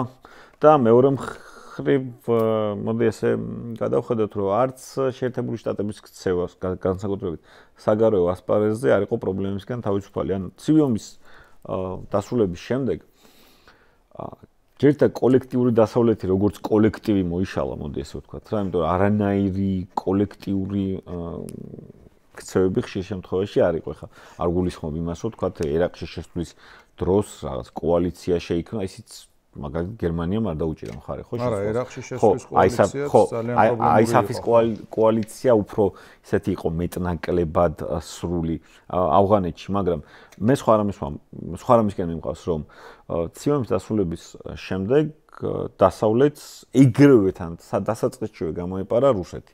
რუსეთის იმპერიალიზმი გამოეპარა რუსეთმა ყველაზე სუსტ მდგომარეობაში ყოფნა რუსეთმა პრობლემები შეუქმნა სომხეთს, აზერბაიჯანს, მოლდოვას და საქართველოს. ანუ 4 რესპუბლიკა, ყოფილი მოკავშირე რესპუბლიკა, რომელიც გავიდა საბჭოთა კავშირიდან ეგრევე მიიბა, მოდი ესე ვთქვათ, ბჭყალებში, ეგრევე ისეთი პრობლემები შეუქმნა, რომ ამ ქვეყნებმა ან ვერ მოიგوارეს დღემდე, ან მოიგوارეს, ოღონდ ძალიან დიდი რესურსის, მათ შორის წლების, ადამიანური სიცოცხლეების და გახარჯული ფულის ფასად ახლა აზერბაიჯანმა კი დაებრუნა ყარაბაღი, მაგრამ ეს ორივე მხარისთვის იყო საკმაოდ დიდი ტრაგედია ხო ადამიანური მსხვერპლი და შემდეგ რისთვის ხო როცა ეს შეიძლებოდა სულ სხვანაირად მოგვარებულიყო წლების წინაც კი და დღეს სომხეთის გაცილებით წინ იქნებოდა აზერბაიჯანიც და საქართველოს და ჩვენი პრობლემები ჩვენ და მოლდოვას ტერიტორიული პრობლემები არცაა მოგვარებული და ეს ხდება როდის 92-13 წლებში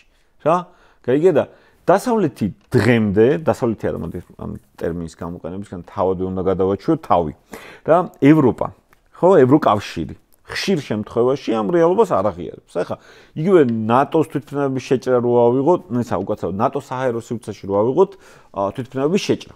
ხო, ესტონეთის საჰაერო სივრცეში, აგერ ბელგია და გერმანიაში ბაზების თავებზე დრონები და ასე შემდეგ. პოლონეთში. ხო, პოლონეთში ჯიუტად სხვა მხარეს ყურება და ნეტა რა არის და თუნდაც ის რომ თურქეთის მაგალითის აბსოლუტური არ გათვალისწინებთ, როდესაც 5 წუთით არ იყო შესული რუსული თვითმფრინავი.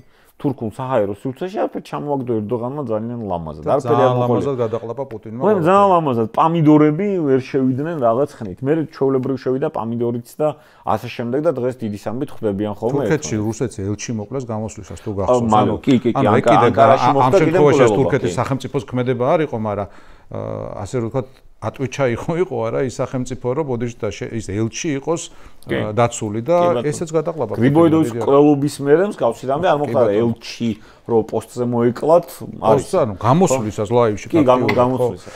ხო, სამწუხაროდ უნდა დაგეთანხმოდა, ისევ იქ მივდივარ, ახლა ჩვენ საუბრობთ რომ ჩვენი პოლიტიკოსები არ სწავლობენ რაღაცეებზე, მაგრამ თითქო, ანუ არა თუ არ სწავლობენ, არამედ ზუსტად იგივე სპირალში არიან. რაღა შორს წავიდეთ და ინგლისი და დიდი ბრიტანეთი და ამერიკის შეერთებული შტატები შარშან მაისამდე აფინანსებდნენ ოცნების სტრატკომს. გაერთიანებული სამეფო.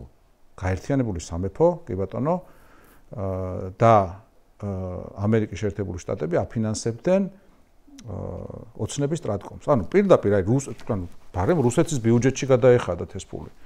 ანუ არ არსებობს არაფერი, ეს ანუ ჩავარდნაც არ არის, ეს არის რაღაც კატასტროფა 2024 წლის მაისამდე ეს ადამიანები აფინანსებდნენ სტრატკომს. შესაბამისად, ახლა ბუნებრივია, რომ ჩემნაირ ადამიანს ყველანაირად, ასე ვთქვათ, ცდილობდნენ აი ამ ნარატივის ჩაკლას, ხო? ანუ ის თუ 1 ჯიბიდან აფინანსებს სტრატკომს, მაშინ არაფერი შეარჭედება ადამიანი, რომელიც ეუბნება, რომ შენ რუსს აფინანსებ. ანუ მაშინ გამოდის ან დებილი, ან ამის თანამონაწილე, ხო? ერთი წამი შეიძლება ჩაგეჭრა USAID-ის პროექტებიცაც ძალიან კარგად ხეირობდა ქართული ოცნება. რა? არა, ეხლა მოდი ეს ოცნება იქით იყოს, ანუ USAID-ის პროექტებში ჩვენ რო გავყვეთ, შეგვიძლია ვნახოთ ისეთი ადამიანები დაფინანსებული, რომელიც ცხადია ჩვენ არავის ბილეთი არ გვაქვს ნანახი, მაგრამ 99% ალბათობით და ჩვენი გამოცდილებით მუშაობენ ჩვენი ძვირფასი ჩრდილოელი მეზობლის უშიშრო KGB-ზე ეგრეთ წოდებულ, ხო? ნახავთ ეგეთებს რა. ნახავთ ეგეთებიან დაუჯერებელი რაღაცა, ეს არის რაღაც კატასტროფული ჩავარდნა, რომელიც რო დაუბრუნდეთ 90-იან წლების დასაწყისთან, ხო? მოდის იქიდან რომ დასავლეთმა 91 წელს დაიჯერა, მეც არ მიყვარს ეს ტერმინი, იმიტომ რომ ამაშიც გეთანხმები რაღაც ერთიანი დასავლეთი როგორც ასეთი. ანუ როგორ შეიძლება იყოს ერთიანი, აგერ უნგრეთი ცალკეა და ეხლა ხო, მაგრამ აი მაშინაც არ არსებობდა, მაგრამ აი ხო, აი, რა ვიცი, ჩვენაზეც ვლაპარაკობთ, ხო? ევროპა, გაერთიანებული სამეფო, ამერიკა. მაშინაც აი დაიჯერეს მათ, რომ საბჭოთა კავშირი რახან დაინგრა. ესე იგი ბოროტების იმპერია აღარ არსებობს, მან რა იყო მთავარი, ასე ვთქვათ, რაც შეუგდეს რუსებმა, რომ აი კომუნისტური იდეოლოგია აღარ არსებობს, ესე იგი თქვენი მოწინააღმდეგეები არა ვართ. ესენი გადავიდნენ საბაზრო ეკონომიკაზე, ფორმალურად უკვე დემოკრატია აქვთ, არჩევნები იმართება და შესაბამისად ეხლა ჩვენ ყველანაირად ამას ხელი უნდა შევუწყოთ და ყურადღებას არ აქცევდნენ, ნუ ჯერ ერთი დავიწყოთ იქიდან, რომ ისტორია არ იცოდნენ. ამას წინათ ვიყავი ძალიან კარგ კონფერენციაზე ბერლინში. სადაც თავარი დასკვნა, რომელიც ერთ-ერთმა ძალიან კარგმა სპიკერმა მოიტანა და გააკეთა თავისი გამოსვლის ბოლოს იყო ასწავლეთ პოლიტიკოსებს ისტორია.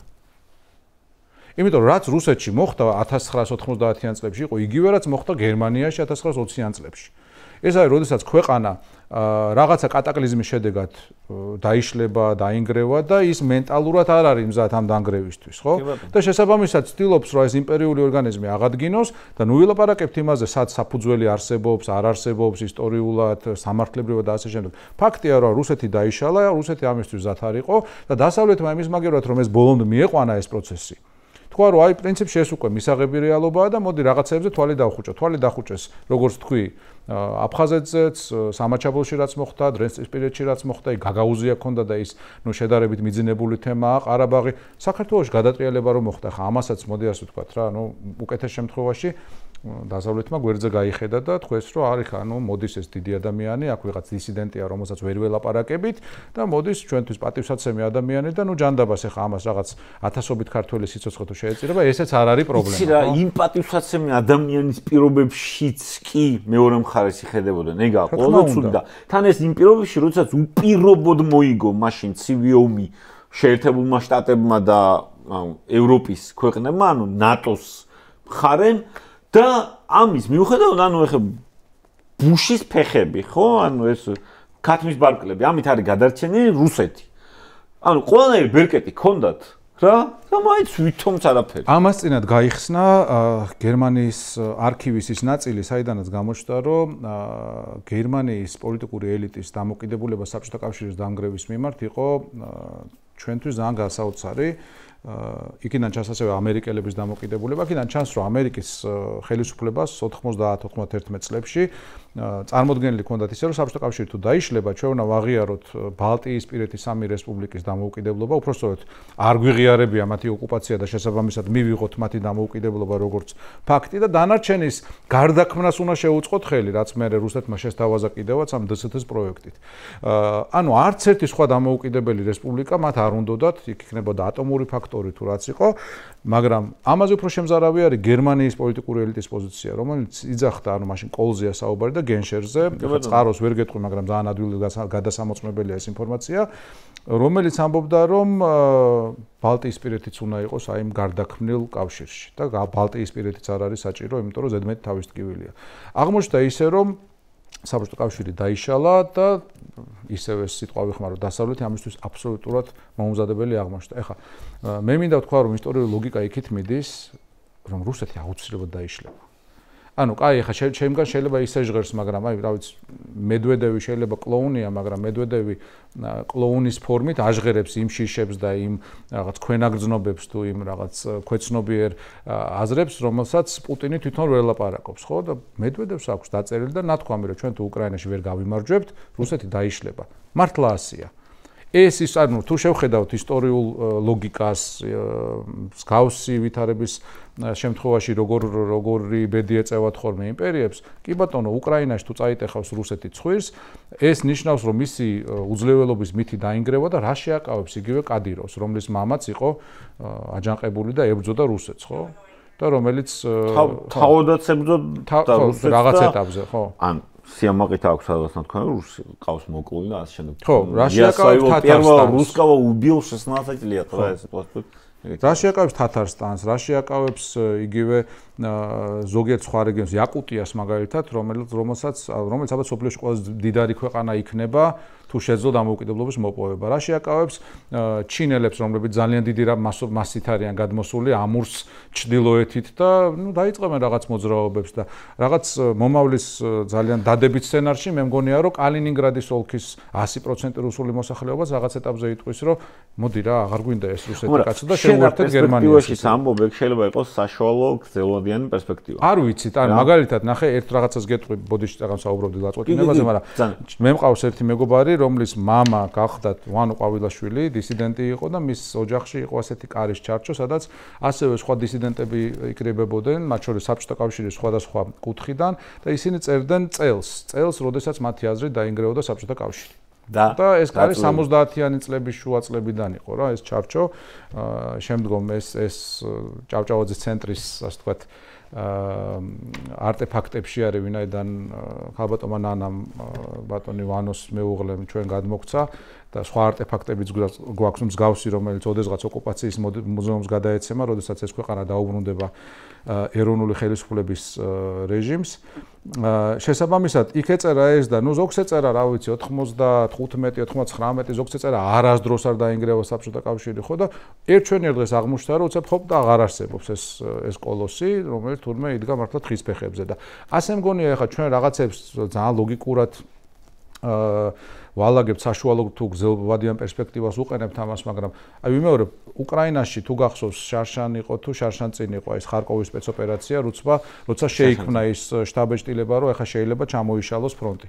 ესეთი რაღაც შეიძლება მოხდეს და ფრონტის ჩამოშლა არ არის უბრალოდ ფრონტის ჩამოშლა, ხო, რა ვიცი, ეხა პირველი მსოფლიო ომის დროს ფრონტი რო ჩამოიშალათ რუსებს, მერე რაც მოხდა თავად რუსეთში, ყველამ კარგად უწყის და ესეთ სცენარი არ უნდა გამოურიცხოთ, ეხა წეგან საუბრობდით დაგეგმარებაზე, ხო, რაღაც აქციის დაგეგმარებაზე და ეს ბევრად უფრო დიდი რაღაცაა და დასავლეთის ქვეყნებში არსებობს ამისთვის სპეციალური განყოფილებები, სპეცსამსახურები. პრობლემა ის არის, წეგან შენ თქვი ამ სპეცსამსახურების ნაწილს არ ეხებოდა, მაგრამ ცივი ომი რომ დასრულდა, აი მთელი განყოფილებები დაიხურა დასავლურ ანალიტიკურ ცენტრებში, უნივერსიტეტებში, მაგალითად სოვიეტოლოგია, ხო? ანუ იდეაში საქართველოში ამერიკის საელჩოში ვინ ჩამოდის, არ უნდა იყოს უბრალოდ political science graduate, ხო? ანუ არ უნდა იყოს ტიპი, რომელსაც პოლიტიკური მეცნიერებები აქვს ნასწავლი, ან საერთაშორისო ურთიერთობები. ეს უნდა იყოს ადამიანი, რომელიც იცის რეგიონის ისტორია, იცის რუსეთის ისტორია, იცის რუსეთის ფსიქოლოგია, ეთნოფსიქოლოგია, ფსიქოტიპი. შესაბამისად, უბრალოდ ის, რომ რაღაც ჯოსეფ ნაი და კიდევ ვიღაცეები აქვს დაკითხული 3-4 წიგნი და BA აქვს საერთაშორისო ურთიერთობაში, არ არის იმისთვის საკმარისი, რომ საქართველოსნაირ რეგიონში დღეს იყო წარმოდგენილი პოლიტიკურ განყოფილებაში. ეხლა შენ იმ თემას შეეხე, რომელიც მეც ძალიან მაწუხებს და სიმართლე, ანუ დასავლეთის სპეცსამსახურების და მათ შორის საგარეო უწყებების დასუსტება, დეგრადირება, როგორც კიდე ისე უწოდოთ, იმიტომ რომ ეხლა მერცის გამოსვლა იყო გერმანიის კანცლერის 2 თვის წინ თუ 1 თვის წინ, როდესაც საუბრობდა იმაზე, რომ გერმანიის სადაზვერვო სამსახური როგორ არის დასუსტებული, ან გამოშიგნულია სადაზვერვო სამსახური, რომელიც ცნობილ აღმოსავლურ გერმანულ შტაზის, კგბ-ზე არანაკლებ ძლიერი, მეტად ძლიერიც კი იყო შტაზი, პრინციპში შტაზის უწევდა წინააღმდეგობას და დღეს ეს სამსახური არის გამოშიგნული.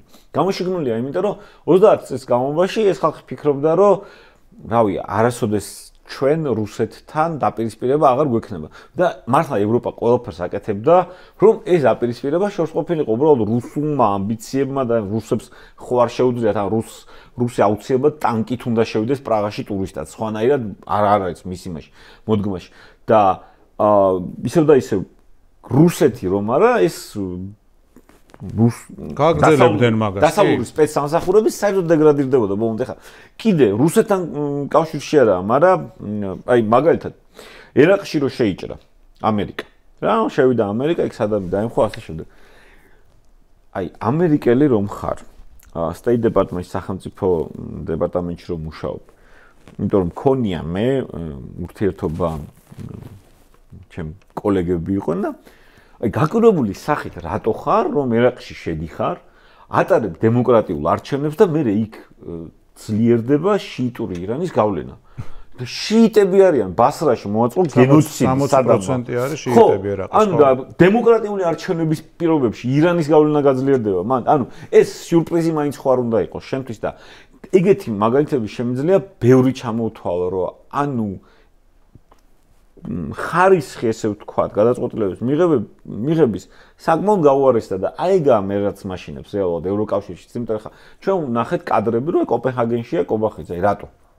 ხო, ევროკავშირის პრობლემა კიდევ ის არის, რომ ვერ ეწევიან და კონტექსტის შეგრძნება ხშირად არ აქვს და ვერ ეწევიან იმ რეალობას, რომელიც არის ხოლმე ასეთ ტიპის ქვეყნებში, ხო? ამერიკას იგივე ეხება, როდესაც ასეთი დონორი ორგანიზაციები მაგალითად შედიან ავღანეთში და ავღანელებს, ანუ თალიბანის პირობებში ელაპარაკებიან რაღაც ქალების და გოგონების უფლებებზე. ანუ რა ვიცი, 1000%-ით ვიზიარებ, ანუ ყველაფერს რაც შეეხება ქალების და გოგონების უფლებებს. მაგრამ არა ისე როგორც არის ამერიკაში, ვოუკ კონტექსტში რო ელაპარაკებიან. ნახე იმას ვამბობ, ანუ ის ტიპი არის, რა ვიცი, სხვა სამყაროში არსებობს ეს თალიბანის ტიპი, ხო? ანუ შენ იმასთან რომ მიდიხარ და რაღაც ნიუ-ჯერსის სტანდარტით ან რაღაც კალიფორნიის მეტიც, ხო, ანუ რაღაც აი, ხო. კალიფორნიის, ანუ უბრალოდ ნულოვანი შედეგია. სრული გაუცხოება და ხშირად არის წინააღმდეგობა მეორე მხრიდან, რაც პირიქით ამყარებს იმათ პოზიციებს, ხო? იგივე ეხებოდა ძალიან ბევრ ქვეყანას ჩვენ რეგიონში, მათ შორის საქართველოს. მე მიხარია, რომ ეს იცვლება, ხა ტრამპზე არ მაქვს საუბარი, მე იგივე ევროკავშირში იცვლება. აი რომ ნახო რამდენად უფრო ადეკვატური ხდება მათი პრიორიტეტები, ამას დავითანხმები, თუმცა ნუ მეორე არის რომ ამასობაში უკვე ამ რეგიონში და მაგალითად საქართველოში რუსებმა მოგუდეს უკვე ყველა შესაბამისად აღარავინ არ არის, ვინც უკვე სწორ საქმეს გააკეთებს, მაგრამ სწორი საქმის მხარდამჭერებთან ერთად, იმიტომ რომ მოგუდეს სამოქალაქო საზოგადოება ბწყალებში კანონით. ხო, ეს არის თავარი პრობლემა, რომ ძალიან გაზარმაცდა ბებერი ევროპა ეგრეთ წოდებული და ამაზე კაპიტალიზდა ყველა, ვისაც არ ეზარებოდა რუსიც, ჩინელის და სხვაც. რუსეთის შემთხვევაში ხა რუსებმა აჭამეს ევროპას ის, რომ რაც არ უნდა გაეკეთებინათ, აი ზუსტად ეგეთ მიამით ადამიანებს აჭმევდნენ, უგდებდნენ საკვებს. ხო, კი შეიძლება იქ ლიტვინენკო მოხდა, ან ანდარბიევის აფეთქება, ან ხანგოშვილის კვლევა რაღაც, მაგრამ ჩვენ ხო პარტნიორები ვართ კლიმატური ცვლილებების წინააღმდეგ საქმეში. ხო? ან ჩვენ ხო პარტნიორები ვართ საერთაშორისო ტერორიზმის წინააღმდეგ საქმეში. როგორ უნდა იყოს ჯერ ერთი, ანუ საერთაშორისო ტერორიზმის ერთ-ერთი მთავარი წყარო თვითონ რუსეთია. როგორ შეიძლება იყოს მასთან პარტნიორი. მაგრამ ხო, ანუ რუსეთი ამბობდა, რომ სანამ ავღანეთში დასავლეთს ვაძლევ კორიდორს, ხო ის იქნება ეს საჰაერო კორიდორი თუ სხვა ტიპის დახმარება ლოგისტიკური, მანამდე ჩვენ ვართ თურმე მოკავშირეები დასავლეთთან. რაც ტყუილი იყო იმ თავითვე, რუსეთი ამას იყენებდა იმისთვის, რომ საკუთარი ძალიან მყარი ინტერესები გაეტარებინა და გაეძლიერებინა.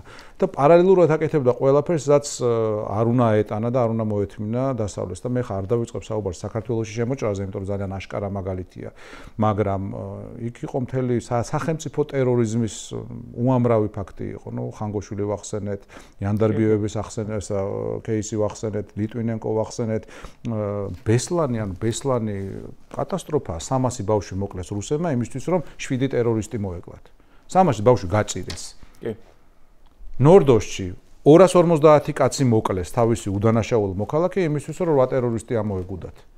რატო ვამბობ ამას, ანუ ეს არის სახელმწიფო, რომლისთვისაც ადამიანის სიცოცხლე საერთოდ ღირებულებას არ წარმოადგენს. იქ კიდე ჯანდაბას შეიძლება და ვიღაცას აი საკუთარ თავთან გაემართლებინა, რომ ეს მათი საქმეა, ისე როგორც ჩეჩნეთის ომები, ხო, იქ საშენებები დაატრიალეს ორივე ომში რუსებმა, მაგრამ ვიღაცა 250,000 ჩეჩენი მოკლეს. კი, გადატეხეს ჩეჩნეთის ეს მებრძოლის სული გადატეხეს, მაგრამ იქ კიდე შეიძლება ვიღაცამ ლონდონში თავი გაიმართლოს, რომ ნუ რა ვქნათ, მათი შიდა საქმეა.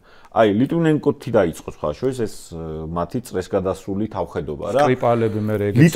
ლიტვინენკოში მთელი ეს პოლონიუმის კვალი, ახლა პოლონიუმია ის ხო არა, მართლა რაღაც ელგრეი ჩაი რა, ანუ ჰამბურგიდან მიდიოდა რუსეთამდე. ანუ არაფერ დემონსტრაციულად ლიტვინენკოს კვლელები შეიყვანეს სახელმწიფო დუმაში LDPR-ის იმით გავიდა ჟირნოვსკის პარტიის ხაზით და რა იყო დასავლეთის პასუხი და როგორ აიცი აი სკოლაშიც ეგრეა, ცხოვრებაშიც ეგრეა და საერთაშორისო პოლიტიკაშიც არსებობს ადამიანების და სახელმწიფოების კატეგორია, რომელსაც მხოლოდ ძალადობრივი პასუხი ესმის. არ ესმის ამას შენი კონვენციებით და დეკლარაციებით საუბარი რა და არასოდეს არ მოყოლია მე ჩემ გაგრობას რა იწვევს იცი ზაზა რომ 2022 წელიც კი არ აღმოჩნდა ევროპისთვის საბოლოო ჯამში რაღაც გამოფხიზლების უკრაინაში ფართომასშტაბიან შეჭრას გულისხმობ რა და ეხლაც აი ამაზე არ უნდა ვლაპარაკოთ ეს კითხვის ნიშნები არ უნდა გქონდეს გაიგე ბოლომდე გამოფხიზლებული უნდა იყოს იგივე ხა პოლონეთიც კი რომელიც აი სავარაუდო მომდევნო მსხვერპლი იქნება ამათი წესგადასრული ამბიციების პოლონეთიც კი აი ვერ გაიგებ რა უნდა ამ ქვეყანას როგორც ასეთი. ხო, მოდი ახლა ძალიან ტრაგიკულადაც რო არ მიუდგეთ მაგას, გავიხსენოთ რომ მეორე მსოფლიო ომის დროს ამერიკაშიც და დიდ ბრიტანეთშიც იყო ძალიან მძლავრი პროგერმანული ფრაქციები, პოლიტიკური თვალსაზრისით ფრაქციები და ადამიანები რომლებიც ბოლომდე ამბობდნენ რომ რა ვიცი, ჯერ ერთი ბრიტანეთში ამბობდა რომ რა ვიცი, ინგლისელი, ანუ ინგლისში გერმანელები ყავთ მეფეები, ხო, ანუ რო არ ეგონოთ რაღაცას ვიგონებთ, პირველი მსოფლიო ომის დროს გადაიკეთა ინგლისის სამეფო გვარმა. ხო, ანუ გვარი გადაიკეთეს, იმიტომ რომ ტეხავდა ხო ქვეყანას ეომები და გერმანელი ყავს მეფე. ხო და პირველი მსოფლიო ომის დროს ჩვეულებრივად გადაიკეთეს გვარი და მეორე მსოფლიო ომის პირობებშიც ახლა იგივე გერმანიის მაშინდელ ლიდერს ჰქონდა ეს იდეა, რომ ჩვენ რაღაც ერთი რაღაც გერმანიკული ხალხი ვარ და ანუ ინგლისში ამას გამოხმაურება ჰქონდა. ამერიკაშიც იყვნენ ბევრი. რატო ამბობ ახლა ის რომ დასავლეთში იგივე გერმანიაში AfD-ს თვალსაზრისით თუ რომელიც არ უნდა იყოს, ხო ბევრი ისეთია რომელიც ამბობს რომ აი გავეშვათ ამ რუსებს და თავი დავანებოთ, ახლა ისე არ უნდა მივიღოთ რომ ვაიმე რა გვეშველება, ახლა 100%-იანი პოზიცია ვერც ერთ ქვეყანაში ვერ იქნება, მით უმეტეს დემოკრატიულ ქვეყანაში და მით უმეტეს იმ პირობებში, როდესაც რუსეთს თავარი იარაღი არა არის კონვენციური სამხედრო იარაღი, არამედ საინფორმაციო ომი. აი ეს ვერ გააცნობიერა დასავლეთმა, ხო? აი დღემდე ეგონა რომ მე ხა დიდი რამეა, დიდი ამბავი, თავისიანებს ყვებავენ ამ რაღაც ბოდვებით და ჩვენამდე არ მოვა და ჩვენ როცა ვეუბნებოდით რომ ჩაერია საქართველოს არჩევნებში და თვალებს რო აპარპალებდნენ, აღმოჩნდა რომ თურმე ყველგან ერევა რუსეთი, ხო? საქართველოში კი არა, ესპანეთშიც, კატალონიის რეფერენდუმში, ბრეგზიტშიც, საფრანგეთშიც, გერმანიაშიც და ასე შემდეგ. ხო და ეხლა რაღაცნაირი ნელი გამოღვიძების პროცესია, ხო? იგივე მერცის შემთხვევაში, რა ვიცი, მერცს მადლობას ვწირავ, რომ ასეთი და გერმანელ ხალხს, რა თქმა უნდა, რომ ასეთი კანცლერი ყავს გერმანიას დღევანდელ დღეს. აბსოლუტურად ადეკვატური რუსეთთან მიმართებაში. აბსოლუტურად, ანუ სანატრელი, ანუ აბსოლუტურად ერთი რამე არ ეშლება იმ საფრთხის შეფასებაში, რომლის წინაშე დგას მთელი მსოფლიო და იმ რეაქციის ვარიანტი, ანუ როგორი უნდა იყოს რეაქცია ამ საფრთხის წინაშე. ასევე მიხარია მიცვლება ამერიკაში ტრამპის პოზიცია ადრე ხა ბევრი გვანერვიულა თავისი პრეზიდენტობის პირველ კვირებში და თვეებში, მაგრამ ბოლო ხანებში ხედავთ, რომ თანმიმდევრული და სწორი პოზიცია აქვს რუსეთთან დაკავშირებით და მე იმედი მაქვს, რომ ეს ბოლომდე მივა. ეხლა ერთი ძალიან მნიშვნელოვანი დეტალი, რაც უნდა ვახსენოთ, ხო, არის ის, რომ ძალაუფლების დეფინიცია არ არის მარტო რესურსების ჯამი. ხო? აი რო ახსენეთ იგივე სკრიპალის დროს თუ ლიტვინენკოს დროს თუ რაღაც ტერაქტების დროს და აი რუსეთი რო თავს გადიოდა წლების მანძილზე მახსოვს ამის პასუხად რაღაც ჟურნალ Times-ში ან ჟურნალ Economist-ში ან სადღაცა იწერებოდა სტატია, ხო, მაგრამ ნუ რუსეთი რესურსებით მაინც აი ესეთი უსუსური და პატარაა, ხო? მაგრამ ამას არა აქვს მნიშვნელობა, თუ კი ის თავის რესურსებს რაღაც ერთ საქმეზე ხარჯავს და შენ კაპიქს არ ხარჯავ. ზუსტ არა მხოლოდ კაპიქს არ ხარჯავ, ანუ ეს რესურსი გაქვს, მაგრამ არ გაქვს მისი გამოყენების შნო, სხვა სიტყვა რო არ ვიხმაროთ, ხო? კი ბატონო, მაგრამ სინამდვილეში რო შევადარო დემოგრაფიულად, ეკონომიკურად, ფინანსურად, ენერგეტიკულად, სამხედრო ძალის თვალსაზრისით ხა ბოლოს თქვა კიდევაც ტრამპმა, ხო? ანუ ტიპი ერთ კვირაში რომ უნდა დაემთავრებინა, იმ ომში არის გაჩხერილი 4 წელი ხა. რაზე ვლაპარაკობთ საერთოდ? და ეს იმ პირობებში, როცა ნატო მართლა ახვეწებს იარაღს ლამის, ხა ნატო რომ მართლა ჩაერთოს, რაზეა საუბარი? ანუ რა არანაირი ის არ არის შეუძლებელია ამ ორი ძალის შეპირისპირება და იმის ილუზიის ქონა, რომ რუსეთი რამეს გაუძლებს საერთოდ. ამიტომ მე ძალიან იმედია ნათვარ ამ ნაწილში, მიუხედავად იმისა, რომ რუსეთი იყენებს თავის თავარ იარაღს და ცდილობს რომ დასავლეთში შიდა დაპირისპირების პროვოცირების გზით სათავისო ხელისუფლებები მოიყვანოს, ან საზოგადოებაში პოლარიზაცია გამოიწვიოს, ან აბაომი გინდა ტიპის ქოცები გააჩინოს ამა თუ იმ დასავლურ ქვეყანაში და მათ რაღაც პარტიული და პოლიტიკური ხმა მისცეს. მიუხედავად ამისა, მე მგონია რომ დასავლეთში ძალიან ძლიერდება ის ხალხი, ვინც ცივი ომის დროს იყო ძალიან მყარად, ვინც ცივი ომი მოიგო საბოლოო ჯამში და ის ხალხი, რომელმაც საქართველოსნაირი ქვეყნების თავისუფლების საქმეში ძალიან მნიშვნელოვანი როლი შეასრულა. იმ მენტალიტეტის ხალხი ყოველ შემთხვევაში, ხო, რომელმაც იცის ვინ არის რუსეთი, რა არის რუსეთი და მას რა ენაზე უნდა ელაპარაკო. ნუ რა არის ეს მენტალიტეტის პრობლემა რო ავიღოთ, აქ თავია თავი არ უნდა მოიტყუო, რომ რაღაც კეთილდათუნიასთან გაქვს საქმე. რა? მორჩა გათავდა. ანუ რუსეთთან მიმართებაში ხა პოლიტიკა რო ავიღოთ, იგივე მე მახსოვს ვანო მერაბიშვილის 2011 წლის გამოსვლა, ამას ხშირად ვახსენებ და ვახსენებ ის რა კონტექსტში, რომ ქართული ოცნების ეს ბოლო 2 წელიწადია პროპაგანდის დიდი ნაწილი მიაქრო, აბა ომი გინდათ. ომი არავის არ უნდა და ამას წინვარად ამტკიცებს ზუსტად ვანო მერაბიშვილის 2011 წლის გამოსვლა, ვანოს ფანი კი არა, უბრალოდ ის გამოსვლა. ამტკიცებს 2011 წელს 2008 წლის მერე, ხო, ან პრემიერ-მინისტრი იყო მაშინ მერაბიშვილი, თუ არ ვცდები და ტიპი პირდაპირ ამბობს, რომ რავი, ხა რუსულ ფულს სუნი არ უდის და ასე შემდეგ რა, ანუ თვითმკვლელი ტერორისტი არავინ არ არის და რავი, ყველას უნდა რომ ცხოვრების განმავლობაში გაიხაროს, კარგად იყოს, მშვიდობიანად იყოს პირველ რიგში, ახლა ომის პირობებში არავინ არ არის კარგად რა, მაგრამ რეალობის აღქმა არ უნდა დაიკარგოს, რომ ხა ეს ტიპი თუ შენთან მაინც მოდის რაღაც თავისი დრონებით და თვითმფრინავებით და ასე შემდეგ რა, რა ვიცი, ან ის დრონი უნდა ჩამოუგდო, ან თვითმფრინავი.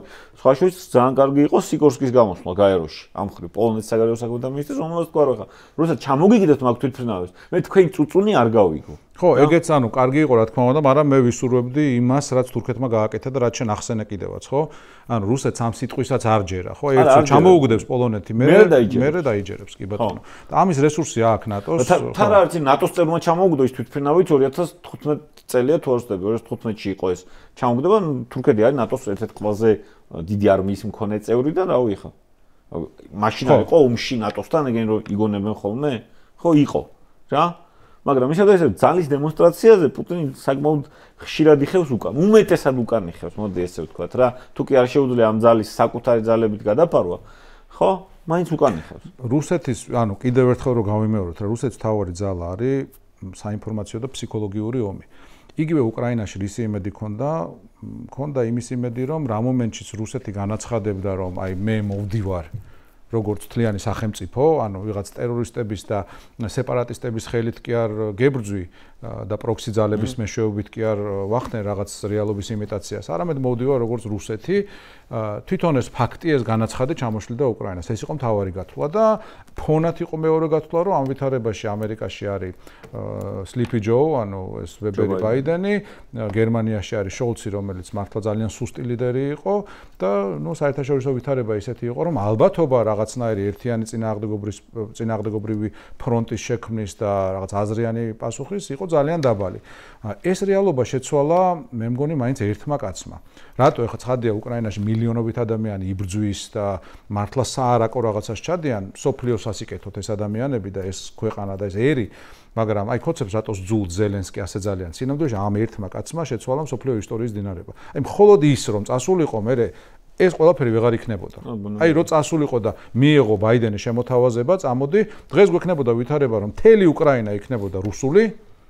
ანუ ჩვეულებრივად რუსეთს აი მოხდებოდა ხო ეხა კონსტიტუციის ჩანაწერი ხო გააკეთეს ყირიმი ისედაც ხონდა ჩეტანილი 4 რეგიონის მაგივრად შეიტანდნენ მთელ უკრაინას და რა შეიძლება ლვოვის ოლქისთვის მიეცათ ავტონომია. რატომ ისამდე? შეიძლება ეგეც არ გაეკეთებინათ ხო და ეს რეალობა იქნებოდა და ხოცი იქნებოდა ბედნიერი ჩვენ გვეტყოდა რა ხო ხედავ მე რა სწორი ვარ ხო ხედავ მე დაცო ბაბაიას უძახი ესე იგი რა ბრძნული პოლიტიკაა და თავის მოღალატეობრივ და გამყიდველურ წამს შემოგვასაღებდა როგორც პრაგმატიზმს როგორც აკეთებს კიდევაც მაგრამ ეს რო არ მოხდა და ეს პოლიტიკა იქამდე რომ მივიდა როგორ ტრამპიც კი შემოbrunდა ხო ეს აგიჟებთ მათ ვინაიდან ვერ ხსნიან საკუთარ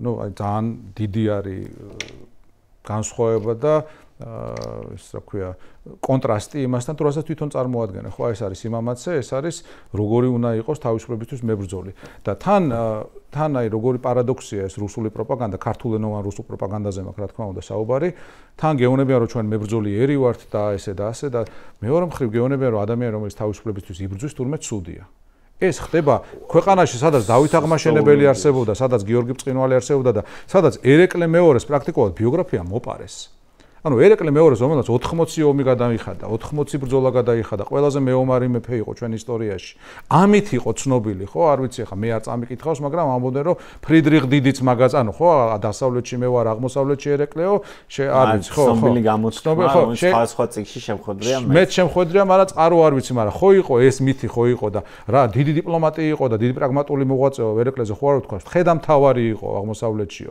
ამ ხედამთავარს მოპარეს ხმალი ამ ხედამთავარს აწევინეს ხელი. კი იქ სადღაც ჩამოკიდებული აქვს. ხო, სადღაც არის რო არ ჩანს და ხელი აქ აწეული და რაც თავარია, ნუ მათი ასე მითოლოგია. მაგ ძეგლზე ყველაზე პარადოქსი იყო, აი მონღოლოიდი რატოა ეს ჩვენი ეგ არ არის, ანუ ანთროპოლოგიურად ეგ არ არის ქართული. არა, ერეკლეს ცნობილი პორტრეტი არსებობს და ნუ ეხლა არ გავს ერეკლეს ისტორე ჯანდაბას. ხო, ნუ ჯანდაბას ეს ყველაფერი ვარა, კაც ბიოგრაფია მოპარეს, ანუ იმის სახეხატად აქციეს, რაც ერეკლე არ იყო. ერეკლე იყო მებრძოლი მეფე. ამით პატარა კახისა ეხა კარგი რამბოლო მაგრამ აი რუსეთზე რო ისა ბოლო დღეების განმავლობაში ყველაზე საყურადღებო რაც მენიშნა როგორც კი შეერთებული შტატები რუსეთს გადასცემდა ახალი ტიპის იარაღს ან ამან საუბარი რო იწყებოდა აქედან იწყებოდა რომ აი ატომური ომი ასე შემდეგ რაღაცა რა და პუტინმა კითხვაზე რომ აი ტომაჰაუკების ფრინავი რაკეტების გადაცემის შემთხვევაში რა იქნებაო ჩვენი რეაქცია, ან რუსეთის რეაქცია თქვა რომ ამერიკასთან ურთიერთობა სერიოზულად გაგიფუჭდებაო. ბიჭო, 4 წელიწადი ამტკიცებ, რომ ამათ ეუმები, რომ ამერიკელებს ეუმები და ასე შემდეგ და ურთიერთობა გაგიფუჭდება, რავი. როდის ქონია კარგად ურთიერთობა შენივე სიტყვებით რა და ძალიან საინტერესო მომენტი იყო ეგ ანუ აი ხო ფსიქოლოგიური ფაქტორები როა შეგუების და ასე შემდეგ რა პირველად რო უარყოფა შეგუების ეტაპზე არიან იმ ხრივ რომ ტრამპის პოლიტიკა ალბათ უკვე გაცილებით ნეგატიური ხდება მათ მიმართ. ხო, მე მგონია რუსები რასაც აკეთებენ არის მუდმივად დროის მოგების პოლიტიკა. ბიზნესად ზუსტად ეგ არის და არ განვასხვავებ რუსებისგან. ის რაღაც საბოლოო გრძელვადიან პერსპექტივაში ცხადია გათვლებს ვერ გააკეთებს, მაგრამ მათთვის ნებისმიერი მონაკვეთი დროისა, რომელსაც მოიგებენ, არის მნიშვნელოვანი. ხო, იგივე დასავლეთი გვერდზე რო იყურებოდა და ჩვენ რო არ გვიჯერებდა რომ ბიზნესა რუსია, ხო მოიგეს ამდენი წელი რა და ხო გაიდგეს ფესვები, ხო ჩაიცემეტეს ძალაუფლება და ეხა უკვე ძალიან რთულია ჩვენთვის აქედან ამოსვლა და შესაბამისად სხვა მოცემულობაა და პუტინის შემთხვევაშიც მას ჰქონდა არ ამგონია იმის ილუზია ჰქონდა რომ ტრამპი ყველაფერს ჩააბარებდა, მაგრამ ნუ რაღაც დროს მოიგებდა და მოიგო ეს დრო კი ბატონო, ხო ტრამპა ხან მაგას ვამბობ ზუსტად და ტრამპი ხან 10 დღეს აძლევდა, ხან 2 კვირას, ხან კიდე 2 კვირას, ხან 2 თვეს, ყველაფერი ამოიწურა და უბრალოდ ვერ გამოიყენა, იმიტომ რომ არა აქვს ამის საშუალება. წარმოიდგინეთ ქვეყანა და ხელისუფლება რუსეთს გულისხმობ, რომელიც იძახდა, რომ სამ დღეში კიევი, რომ რაღაც უშგოროდი იქნება უნგრელების, ლვოვი პოლონელების, დანარჩენი ჩვენი და ასე შემდეგ და ასე შემდეგ. ეს ქვეყანა ვერ იღებს პოკროვსკს წელიწად ნახევარზე მეტი, ან ზესტაფონს ვერ იღებენ. რა, მიახლოებით მშვიდობა ზესტაფონს, მაგრამ ანუ პოკროვსკი ვერ აიღეს.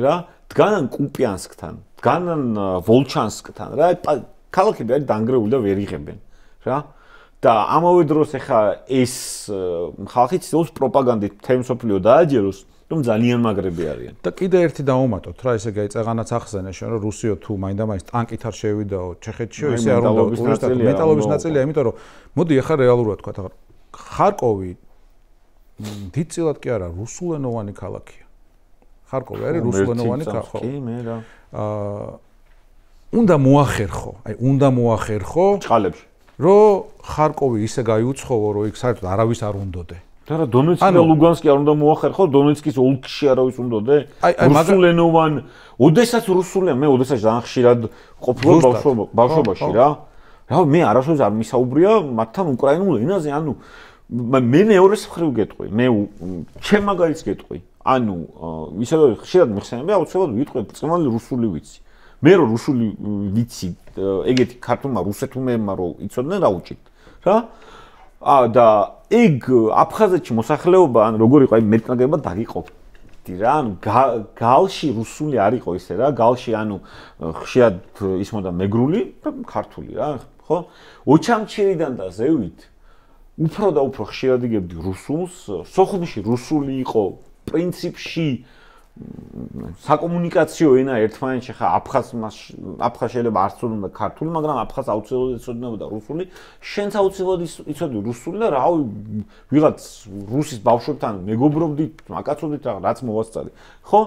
და ანუ ტიპებმა მოახერხეს და იმის ნაცვლად რომ ნუ მოდი ხა პირობითად რაღაც შუაში ჩამდგარიყვენ ეს კონფლიქტი დაერეგულირებინათ და ასე შემდეგ გენოციდი მოგვიწყვეს და ბუნებრივია დღეს ხალხს რომელიც ბრწყინვალედ იცნობს რუსულ ლიტერატურას, კულტურას, ბრწყინვალედ საუბრობს რუსულად, გვეზღება რუსეთი ამ რატომ და მიყვარდეს.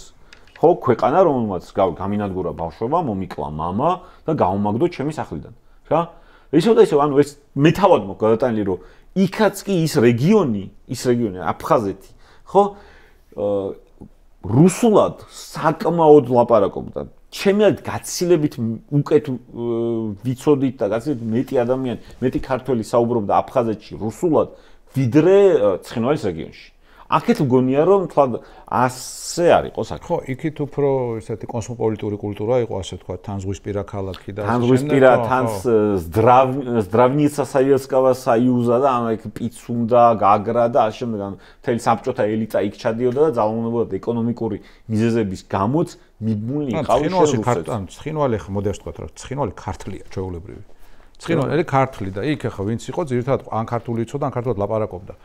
და ძალიან იშვიათი იყო შემთხვევა, როდესაც ნუ რუსულად ლაპარაკობდა, მაინც შეიძლება რუსულენოვანი სკოლის რუსული სკოლის სკოლა დამთავრებული იყო და ასე შემდეგ, მაგრამ აქეთ სულ სხვა რეალობა იყო, გეთანხმები. იმაშიც გეთანხმები, რომ ეს რაღაცნაირი რუსული ფსიქოტიპია, რომ მას არ შეუძლია ეგრეთ წოდებული win-win მენტალობით ოპერირება. ხო შეიძლება რომ შემოვიდეს და მეც ვიცხოვრო რა. ხო შენც კარგად იყავი მეც, ანუ მოდი ისე გავაკეთოთ, რომ ჩემს ინტერესებს გავატარებ და შენც რო გაწყობდეს. აი, ქოცები ამ ბოროტებას ახლა როგორ ყიდიან, რომ აი ამერიკა კი გვეხმარებოდა ჩვენ 30 წელი, მაგრამ თავისი ინტერესები ქონდა და ცხადია ქონდა, ხო, ყველას თავისი ინტერესები აქვს, აბა შენ ლამაზი თვალებისთვის არავის არ აინტერესებს. ყველას თავისი ინტერესები აქვს. რუსეთსაც და ამერიკასაც. უბრალოდ რუსეთი ამისთვის გბომბავს, ხოცავს, გენოციდს გიწყობს და ამერიკა მოდის ფულს გაძლევს, გელაც კი იმას გიშვება, გირესტავრირებს, კულტურულ პროგრამებს გიფინანსებს და გეუბნება რომ მოდი რა, ჩემი ინტერესების გაითვალისწინა და მე შენ ამაში დაგეხმარები. რატომაც არა, ხო? და იქიდან ვიმეორებ, არის რუსი, რომელიც მოდის და კლავს. და ეს გეუბნება, ეს ხოცი გეუბნება, რომ ისო ფულს რო გაძლევსო, ისო ცუდიაო. მაგრამ არაფერს არ ამბობს რუსზე, რომელიც კლავს ტერიტორიებს გართმევს. თუ შეიძლება რაც შენ თქვი, ერთ მაგალითს მოვიყვან, რაც კარგად ასახავს რუსებს. როდესაც რუსები გავიდნენ კიევიდან, ბუჩა, ირპენიდან და ასე შემდეგ, ნუ გამნერე იქიდან რომ ისტორია ზოგადად მიყვარს და განსაკუთრებით კარგად ვიცი ჩვენი უახლესი ისტორია და აფხაზეთში ამათ რეები აკეთეს, ძალიან კარგად ვიცი, ანუ მთელი ეს მასალები მაქვს წაკითხული, რა, ჩვენი ერის ტრაგედია. ის რაც ბუჩაში აღმოაჩინეს, ამას ველოდი რა, მაგრამ იქ ყველაზე ნიშანდობლივი რაც ჩემმა თვალმა დააფიქსირა, ესე ვთქვათ, იყო წარწერა ირპენში თუ ბუჩაში, ერთ-ერთ ხიდის ქვეშ. А кто вам разрешил красиво жить? და უნდა ვთარგმნო, ანუ ვინ მოგცათ უფლება კარგად იცხოვროთ, ну красиво жить, ანუ ლამაზად იცხოვროთ ხოლმე, ვინ მოგცათ უფლება რომ კარგად იცხოვროთ? ანუ ტიპები ჩავიდნენ ნახეს უკრაინა ხო არ არის ყველაზე მდიდარი ევროპული ქვეყანა, რომ უკრაინელები მათზე უკეთ ცხოვრობდნენ უკრაინულ სოფლებში, აი ქალაქის გარეუბნებში, ხო? და ვინ მოგცათ უფლება ეს კარგად იცხოვროთ? აი მოდი ორივე მცულად ვიცხოვროთ, რაღაც აი რუსულად არის, მოდი ზაგადიც რა, რასაც ქვია, რა, ორივე მცულად ვიცხოვროთ, რა, ორივე ვიცხოვროთ, რავი, ჩეჩმაში. გაიგე? სინამდვილეში ახლა რასაც ამბობ, ხო ეგ არის ახლა ჩვენ რასაც ვამბობთ, არის ჩვეულებრივი ელემენტარული ცოდნა რუსეთის შესახებ. ეს არ არის ჩვენი აღმოჩენა, ეს არ არის რაც უკრაინაში დაწერეს. რა ვიცი, რუსული ლიტერატურა რო წაიკითხო, რუსი ფილოსოფოსები რო წაიკითხო, თვითონ ამბობენ კაც, რომ ესეთები ვართო. ესეთები ვართო. სალტიკოვ შედრინია თუ არ ვწდები, რომ 2 საუკუნის მერე გამაღვიძეთო და გეტყვით რას აკეთებენო. პიუტ ივაროიუტ, ანუ სვამენ და იპარავენ. ხო, ანუ ფსიქოტიპის ამბავია, ხო, ანუ დასავლეთ წეგან ისე დაუბრუნდათ იმ თემას, როგორ ვერ გაშიფრა დასავლეთმა რუსეთი, ეგონათ, რომ აი რუსეთში თუ დაიწყება კარგი ცხოვრება, იქნება დემოკრატია და რაღაც ეს გაუსწორდებათ და სხვანაირად სხვა ყალიბით განვითარდებიან, სხვა ჩარჩოში თუ სხვა მიმართულებას აიღებს, სხვა გეზს აიღებს მათი სახელმწიფოებრივი ვექტორი, მაგრამ არა მათი ფსიქოტიპი თუ იცი, მაშინ გაიგებ, რომ ვიღაცას იქ მაშინ რა ქვია, ვოლოგდაში თუ მაგადანში თუ სადღაც აი ციმბირში ურჩევნია რომ ხონდეს ახალი ამბები მის შესახებ, რომ აი რუსი სალდათი თავის ბინძურ იმას რა ქვია, ჩექმებს იმაშვება რა ქვია, ხმელთაშუა ზღვაში რეცხავს, აი სირიაში სანამ იყვნენ. ხო, ამით ბედნიერდება. ამით აქვს თვითრეალიზაციის განცდა. მე რა რომ შეერია, მე რა რომ ჩეჩმა აქვს და ტუალეტი არა აქვს. მე რა რომ შეიძლება რაღაც ძლივს თბება და შეში თბება და გათბობა არა აქვს, მაშინ როდესაც სოფლიოში ყველაზე დიდი ლამის ყველაზე დიდი მარაგი აქვს გაზის, ხო?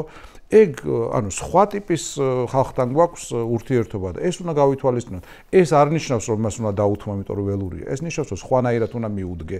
ძალიან მარტივია ეს ყველაფერი სინამდვილეში, ამის რესურსიც არსებობს, არ არსებობს აქამდე მხოლოდ ნება. და ეს ნება იცვლება რა. ნება იცვლება და მე მგონია რომ საქართველოშიც ეს ცვლილებები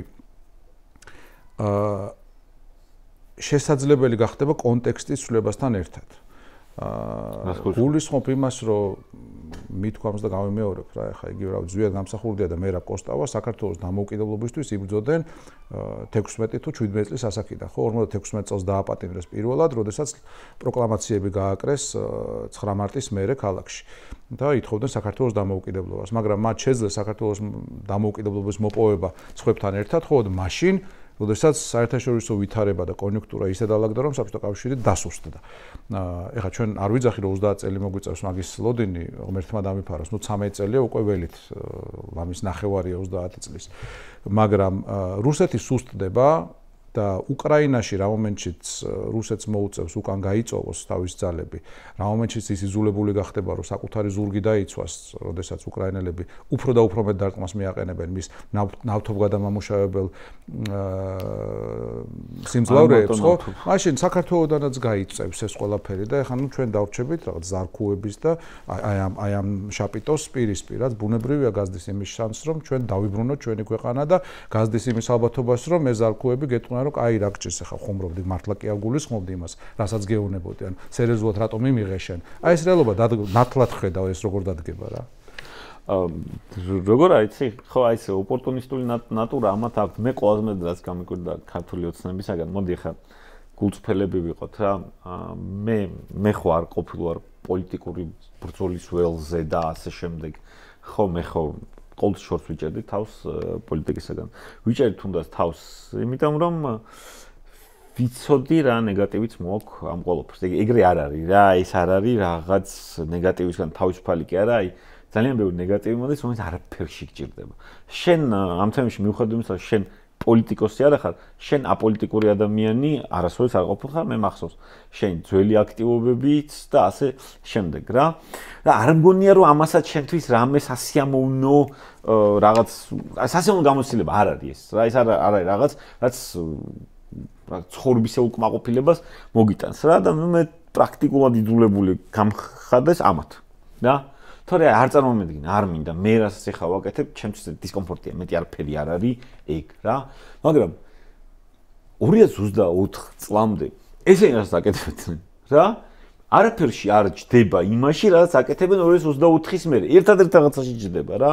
ჯდება იმაში, რომ შინაგანად რასაც აკეთებდნენ, ყველაფერი მეტნაკლებად მართლა რუსული კალკით იყო, მაგრამ არც უვიზოს შემოღება, არც ევროკავშირთან მოლაპარაკებები და ასე შემდეგ, ანუ ეხლაც კი თავის ამორჩეულს ეუბნებიან როგორ პარადოქსალურ რამეს. იცი რომ თან ეუბნებიან რომ ეგენი ჩვენ გვათხოვებენ, რა თან ეუბნებიან რომ აი კარები გააღეთ და თან კოპენჰაგენში ჩადის რა და ეხლა რავი კოპენჰაგენი არა ისა რა ქვია რაღაც ყანდაგარი არ არის და არ არის ქაბული რა, ანუ ცოტა ისეთი პონტია, მოდი ეს ვთქვა. რა გინდა კოპენჰაგენში შეგაიგაც რო გაგათხოვონ, რო დავიღუპოთ, მე რა შვებით.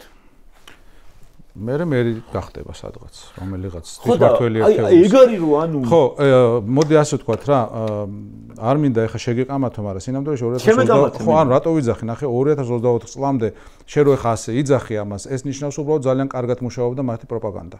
ვინაიდან სინამდვილეში ძალიან ნათელი იყო ისაც აკეთებდნენ, არანაირი მათი შინაგანი განწყობები კი არ იყო. არა, ეგ მე პირადად შემიძლია ვაღიარო, უბრალოდ ძალიან ესეთ კონფორმისტული პოზიცია მიჭირა და არ მიშინია ამის აღიარება. არა, მე არავის ბრალს კარდე კაცო ჩაბმა ესე თავით ნახე იმას ვამბობ ზუსტად მაგას ვამბობ რომ შენ პატრიოტ მოქალაქეს რომ მქონდა იმის საშუალება რომ გეთქვა რომ კაცო რა ვიცი აი უვიზო ხო გვაქვს და ასოცირება ხო გვაქვს და ესე იგი პრინციპში მთლიანობაში მაინც სწორ გზაზე ვდგავართ. ეს ნიშნავს რომ ძალიან მაგარი პროპაგანდისტული მანქანა ქონდა დაწყობილი ვინაიდან აი ოდნავ ქვემოთ აი ერთი შრით ქვემოთ ხო იყო საოცრებები რა დავიწყოთ იქიდან რომ ვლადიმერ ბედუკაძე რომელიც იყო აი ციხის კადრების 90%-ის პროდიუსერი, მთავარი რეჟისორი, მთავარი როლის შემსრულებელი, ოპერატორი და ასე შემდეგ აი ეს კაცი ცოტა ხანში მოსკოვში დააჯილდოვეს. აი გარმახსოვს. საერთოდ ფაქტია, ხო დააჯილდო. ხო, მაგიტო ვიძახი, იმიტომ არ გახსოვს რომ მაშინ ეს უბრალოდ რაღაცნაირად ისეთი ეიფორია იყო ქვეყანაში, რომ აი რაღაც დემოკრატიული ცვლილება მოხდა, ასეთ ფილანტროპი კაცი მოვიდა და რა დროს ახლა ხო, აი ესეთ რაღაცას რო ვეტყოდი ვიღაცას, მეტყოდა რომ არ ვიცი, ზაზიცი რა, აი ტელევიზორს აღარ უყურებ. ეს ტელევიზორს აღარ უყურებ, რამდენიმე წელი იყო მანტრა რა, ვიღაცები. მე ფილანტროპების ზოგადად არ შენზე არ ვამბობ, რაღაც ზოგადად ტენდენციაზე ვამბობ. ტენდენცია ეგ იყო. ანუ იმ წლებში, როდესაც ჩვენ გვაჭმევდნენ უვიზოს და რაღაც ასოცირებას და ასე შემდეგ, ხდებოდა ჩვენი უშიშროების, უსაფრთხოების, ძალოვანი სისტემის სრული ინფილტრაცია, ხდებოდა კოდორი 2007 წლის ბიჭების განეიტრალება, ხდებოდა ჩვენი სამხედროების სიის გადაცემა რუსებისთვის, ხდებოდა ჩვენი კონტრდაზვერვის ქსელის ჩავარდნა, ერთ დღეში ჩავარდა აფხაზეთში ჩვენი კონტრდაზვერვის ქსელი. ეს ხო არ ნიშნავს, ერთი კი არ გაშიფრეს, უბრალოდ ვიღაცამ ცენტრალიზებულად გადასცა, ესენი არიან და ყველა აიყვანეს, ხო? ზოგი მოკლეს, ზოგი აწამეს, ზოგი დღესაც ციხეშია.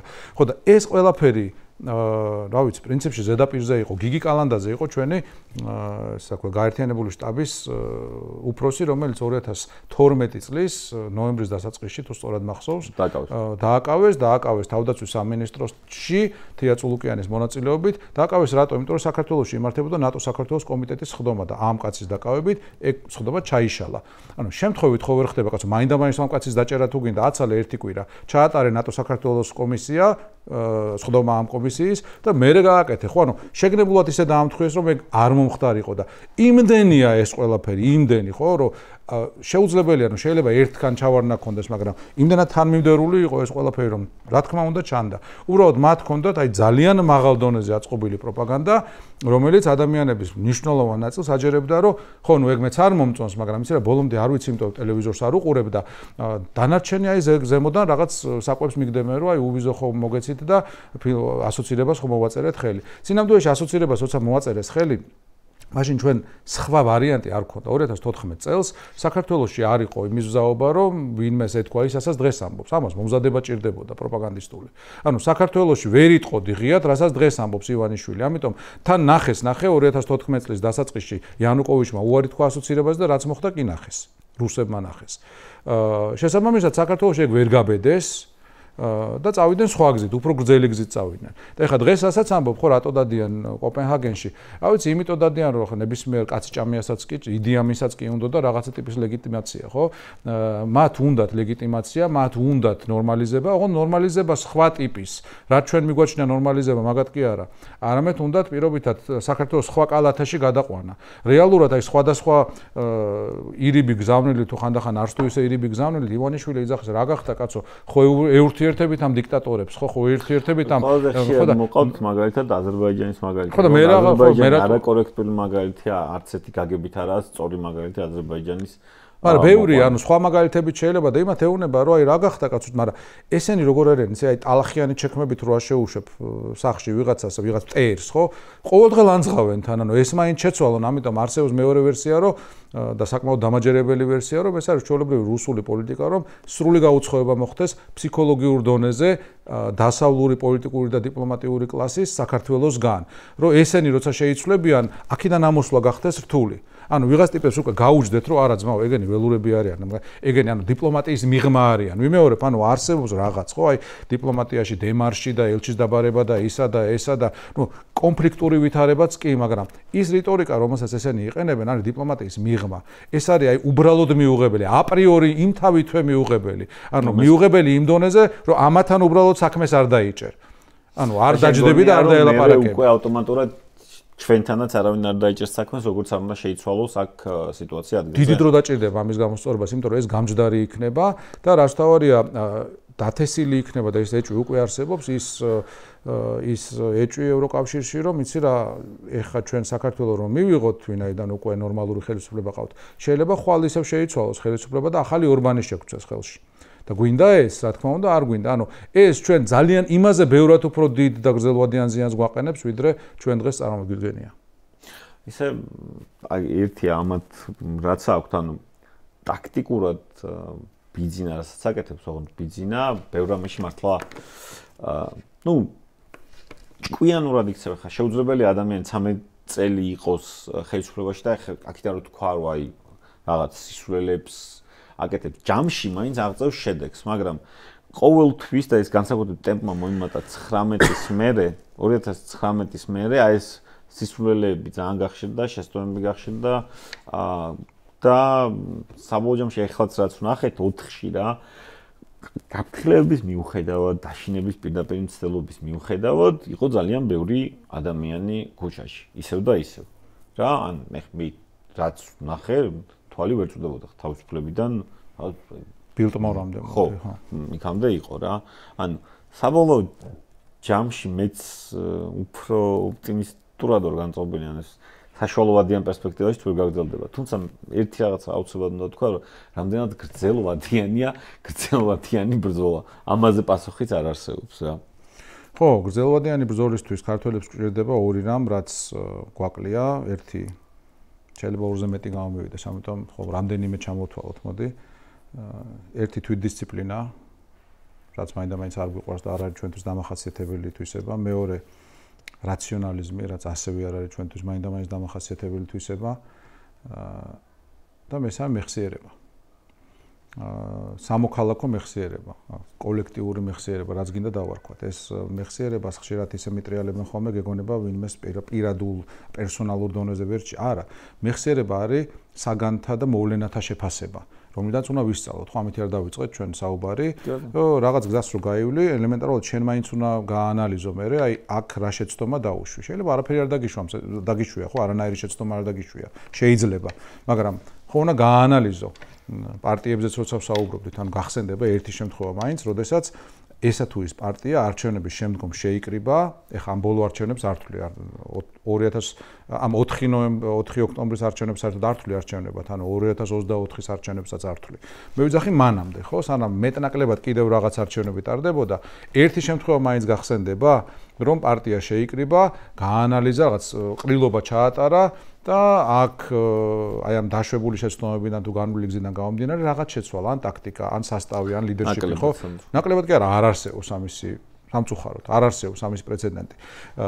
ხო და ეგ გვაკლია მთლიანად ქვეყანაში და ჩვენ აი 30 წელი ახსენე, 35 წელი ახსენე ჩვენი დამოუკიდებლობის, ეგეთ ჩემთვის ძალიან დიდი ტკივილია და ძალიან დიდი ეს არის სამუშაოა, რომელიც ჩვენ უნდა გავწიოთ, რომ ელემენტარულად ეს გზა რაც გამოვიარეთ, გავაანალიზოთ, რა შეგვეშალა, რა სწორად გავაკეთეთ, რა არასდროს არ უნდა გავიმეოროთ. ეხლა მანტრასავით გაიგონებ ხოლმე, არა რა რაღაც ერთ წრეზე დავდივართ, მოჯადოებულ წრეზე დავდივართ. ჩვენ იმიტომ დავდივართ ამ მოჯადოებულ წრეზე, რომ არასდროს არ სწავლობ წინა წრეზე რა შეგეშალა. არასდროს. მე რო გეუნები, მე პირობითად რა ამ შემთხვევაში, ანუ ვიღაც რო გეუნება, რომ იცი რა, ეს არ უნდა გავაკეთო, ჩემ მეუბნები, კარგი რა, ეხლა რა დროს ეს არის, ახლა ამის დრო არ არის, ახლა ხო საჩვენოს ამბობს. და აღმოჩნდება, რომ საჩვენოს რო ამბობდა, ეხლა აი საკვანძო მომენტში ისევ არასაჩვენოს ამბობს ან აკეთებს, ხო? ელემენტარულად რატო ხდება ისტორიის გადაწევა, ეს ღალატის კომისია რატო შექმნეს? აკადემიური ინტერესი ხო არა აქვთ? ან პარტიის აკრძალვა თუ უნდა რა ამის გარეშე ვერ აკრძალავდნენ პარტიას? ამის გარეშე ხო, ანუ რატო ვიძახი? ეს არის ჩვეულებრივი რუსული მეთოდი, რომ ჩვენი ისტორია გადაწერონ და უბრალოდ სიყალბე მე უკვე სკოლებში შეიტანონ, ანუ რაღაც სრული არარეალური რაღაც აღწერონ, ხო? მაგალითად წულუკიანმა რო იკითხა, რომ კი, მაგრამ იკითხა კი რო თქვა, რომ შევარნაძეს გადადგომის განცხადება არ ქონდა და წერილია. ანუ ამას ამბობს ხალი, რომელიც რატომღაც არ ამბობს, რომ ზვიადგამსახურდიაცაც არ დაუწერია გადადგომის განცხადება, როცა ის დაამხეს და ამას ხელი არ შეუშლია ირაკლი ყობახიძის მამისთვის. ხელი არ შეუშლია გოგა ხაინდრავასთვის, ხელი არ შეუშლია ვოლსკისთვის, რომ მის შემდგომი ხელისუფლების წევრები ყოფილიყვნენ და უტრტვინულად მაგრამ ყველა რელიგიური გამოდის. ანუ მაგითო ვიძახ, ანუ თავდაც კი ვარ. რაღაც გოგუაძე გავიხსენე ახლა და კაკო რაგვარი იყო ღმერთო. ასათიანი და შეიძლება ეგ იყოს ახლა ლეგიტიმური? მაგათი გაგები. ხო, ანუ ეს აბსურდია, ხო, მაგრამ ამას შეგნებულად აკეთებენ. და გეუბნებიან, რომ 2003 წელს დაიწყო ყველა ბოროტება და 2003-მდე რაც იყო შეგნებულად გავიწყებენ იმას. რა ჯოჯოხეთი იყო ეს ქვეყანა. კრიმინალური შეუმდგარი სახელმწიფო ინსტიტუტებით 14 წლიანი პენსიით, რომელიც არ რიგდებოდა ადამიანების გატაცებებით, ადამიანების გადმოყრებით პოლიციის შენობებიდან, ეს ყოველდღიურობა იყო. კი ბატონო. ამას გვავიწყებენ შეგნებულად და ეს არის ერთი დიდი რუსული ვერაგი გეგმის ნაწილი, რაც მაგალითად 2018 წლის რესპუბლიკაზეც იგივე გააკეთეს. მაგნაწილში, მეც ძალიან მიყვარს ისტორია და ბევრს ვეცნობ, მაგრამ ახალი ლიტერატურიდან ვეცნობი, რაზეც აი სოვლაბი მუშაობს ხშირად, ხო და ერთი რაღაც შენიშნეს, რაც მე არ ვიცოდი, რამდენად იდენტური არის ქოცური პროპაგანდა იმ პროპაგანდისა, რომელსაც ბოლშევიკები აწარმოებდნენ ჩვენი პირველი რესპუბლიკის წინააღმდეგ. ანუ მსგავსი კი არა, იდენტურია.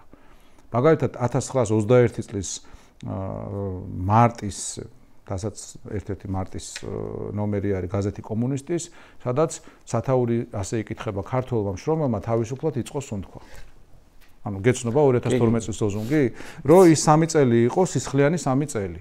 რომ სოციალ-დემოკრატების თავრობა, რომელიც სოფლიოში ერთ-ერთი ყველაზე უფრო ჰუმანური, დემოკრატიული და პროგრესული იყო, თურმე ყოფილან მკვლელები, ჯალათები და მწამებლები.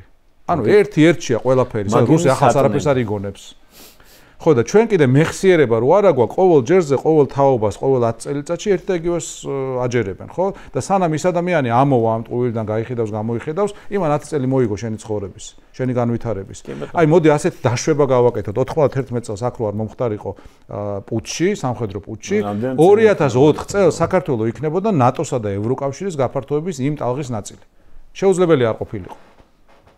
კაი, ეგ გავმაზეთ ხო? აფხაზეთში ომსაც და სამაჩაბლოში ომსაც ძალიან დიდი ბიძგი მისცა ორივეს 91 წლის მოვლენამ. ანუ რეალურად ჩვენ შეიძლება ეს ომებიც, სამაჩაბლოში დაწყებული იყო, მაგრამ სხვანაირად წავიდა და აფხაზეთში შეიძლება არც კი დაწყებულიყო. გეთანხმები. ხო, რა თქმა უნდა, ეს პირდაპირ რუსული სცენარის ნაწილი იყო და იგივე 2012 წელს, კაი, ის ტალღა გავმაზეთ, ხო და ჩავაგდეთ და 2012 წელს რო არ მოსულიყვნენ ხელახლა რუსები ხელისუფლებაში, დღეს ვიქნებოდით ერთი ფეხით ევროკავშირში უკვე და ნატოში. მოლდოვა მართლა ჩვენზე უკან არის ბევრი მაჩვენებლით, მაგრამ ჩვენზე წინ არის პოლიტიკური ნებით. პოლიტიკური ნებით არიან ერთ-ერთი ჩვენზე წინ სამწუხაროდ. ზაზა, დიდი მადლობა საინტერესო საუბრისათვის. თუ რამის თქმა გინდა კიდე მაყურებლისთვის, უბრალოდ არა, მხოლოდ იმის თქმა მინდა, რომ არ მოვიწყნოთ ყურები არ ჩამოყაროთ, არ ჩავთვალოთ, რომ რაღაც ერთი თარიღი ან ერთი აბსოლუტური დედლაინი არსებობს და იმ დღეს თუ რაღაც არა, ანუ აბსოლუტური და რაღაც ისეთი სცენარების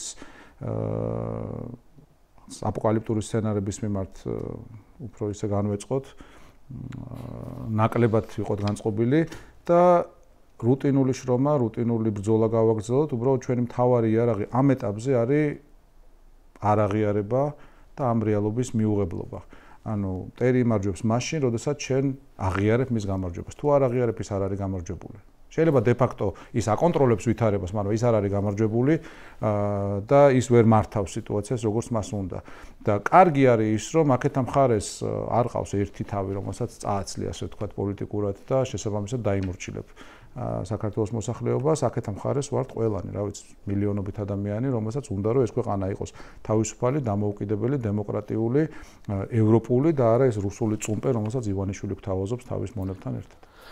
თუ აიც ცოცხლებ ვართ, იმედია სწორად გამოვიყენ ეს ფრაზა რა. დიდი მადლობა. მადლობა შენ. მადლობა ზაზა, დიდი მადლობა მაყურებელს. თქვენ შეგიძლიათ გააცნოთ აპოლიტიკური კოდი YouTube პლატფორმაზე მისმინე, გამოიწერეთ ჩვენი არხი YouTube-ზე და გამოგვყევით Facebook-ზე, TikTok-ზე და სხვა.